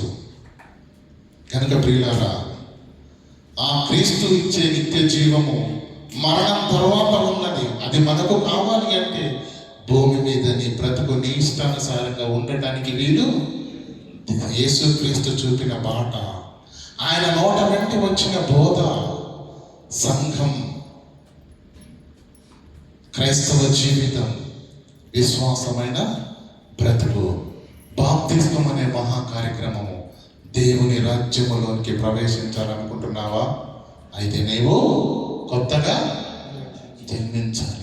తల్లి గర్భంగా గుండా పుట్టిన నీవు నీ యథార్థతను ఈ లోకంలో పోగొట్టుకున్నావు కనుక ఇప్పుడు తల్లి గర్భం నుంచి పుట్టడం అనేది అసాధ్యం కనుక నీటి గర్భం అంటే నీటి మూలముగా, ఆత్మ మూలంగా ఒకడు జన్మిస్తే అతడు దేవుని రాజ్యములో ప్రవేశిస్తాడు. జన్మించగానే నువ్వు ఇలా ప్రవేశిస్తావు, చేసిన పాపాలను ఒప్పుకొని శేష జీవితంలో మరలా పాపం చేయకుండా క్రీస్తు చెప్పిన బోధను వింటూ దానిని నీ జీవితంలో అనుసరిస్తూ నువ్వు కలిగి ఉన్న పవిత్రతను, నువ్వు నేర్చుకున్న సత్యాన్ని అనేకులకు ప్రకటిస్తే నీకున్న దాంట్లో నుంచి నీకు ఎవరికైతే మనం చేయి అందించగలుగుతామో వారికి చేయుతనిచ్చి, ఆఖరి లేని వారికి అన్నం పెట్టి, వస్త్రం లేని వారికి వస్త్రం ఇచ్చి మన వంతు సహాయాన్ని మనం ప్రకటిస్తూ ఈ లోకంలో సంఘంలో విశ్వాసులుగా ఒక అద్భుతమైన భక్తి జీవితాన్ని మనం కొనసాగినట్లయితే మరణించగానే దేవుడు మనకు ఆ నిత్య జీవాన్ని ఇస్తాడు. కనుక నిత్య జీవాన్ని నిర్ణయించేది ఏది? 60 ఏళ్ళ ఏ బ్రతుకు. మరి ఏ బ్రతుకును లైఫ్ను ఎంజాయ్ చేయాలనుకొని అక్కడ మనం మాడిపోదామా? ఇదే బ్రతుకును చాలా జాగ్రత్తగా క్రీస్తు కొరకు, క్రీస్తు అనే భూమిలో పెట్టి మహాఫలవంతమైన ఫలభరితంగా నిత్య జీవాన్ని పొందుకుందాము. నిర్ణయము మీకే విడిచిపెడుతున్నాను. ప్రార్థన చేసుకుందాం. కనికరంగా దేవ, కృపోన్నతుడమైన మా కన్న తండ్రి, మానవ జీవితం మరణం తరువాత ఉన్న నిత్య జీవమా నిత్య నరకమా అన్నది నిర్ణయించుకోవడం కొరకే, మమ్మల్ని మేము హక్కుదారులుగా చేసుకోవడానికే భూమి మీద మీరు మాకు ఈ జీవితాన్ని ఒక అవకాశంగా మాకు దయచేశారన్న వాస్తవాన్ని నేను గుర్తెరుగుటకు కృపను అనుగ్రహించండి తండ్రి. ఈ అవకాశాన్ని సద్వినియోగం చేసుకున్న వాళ్ళు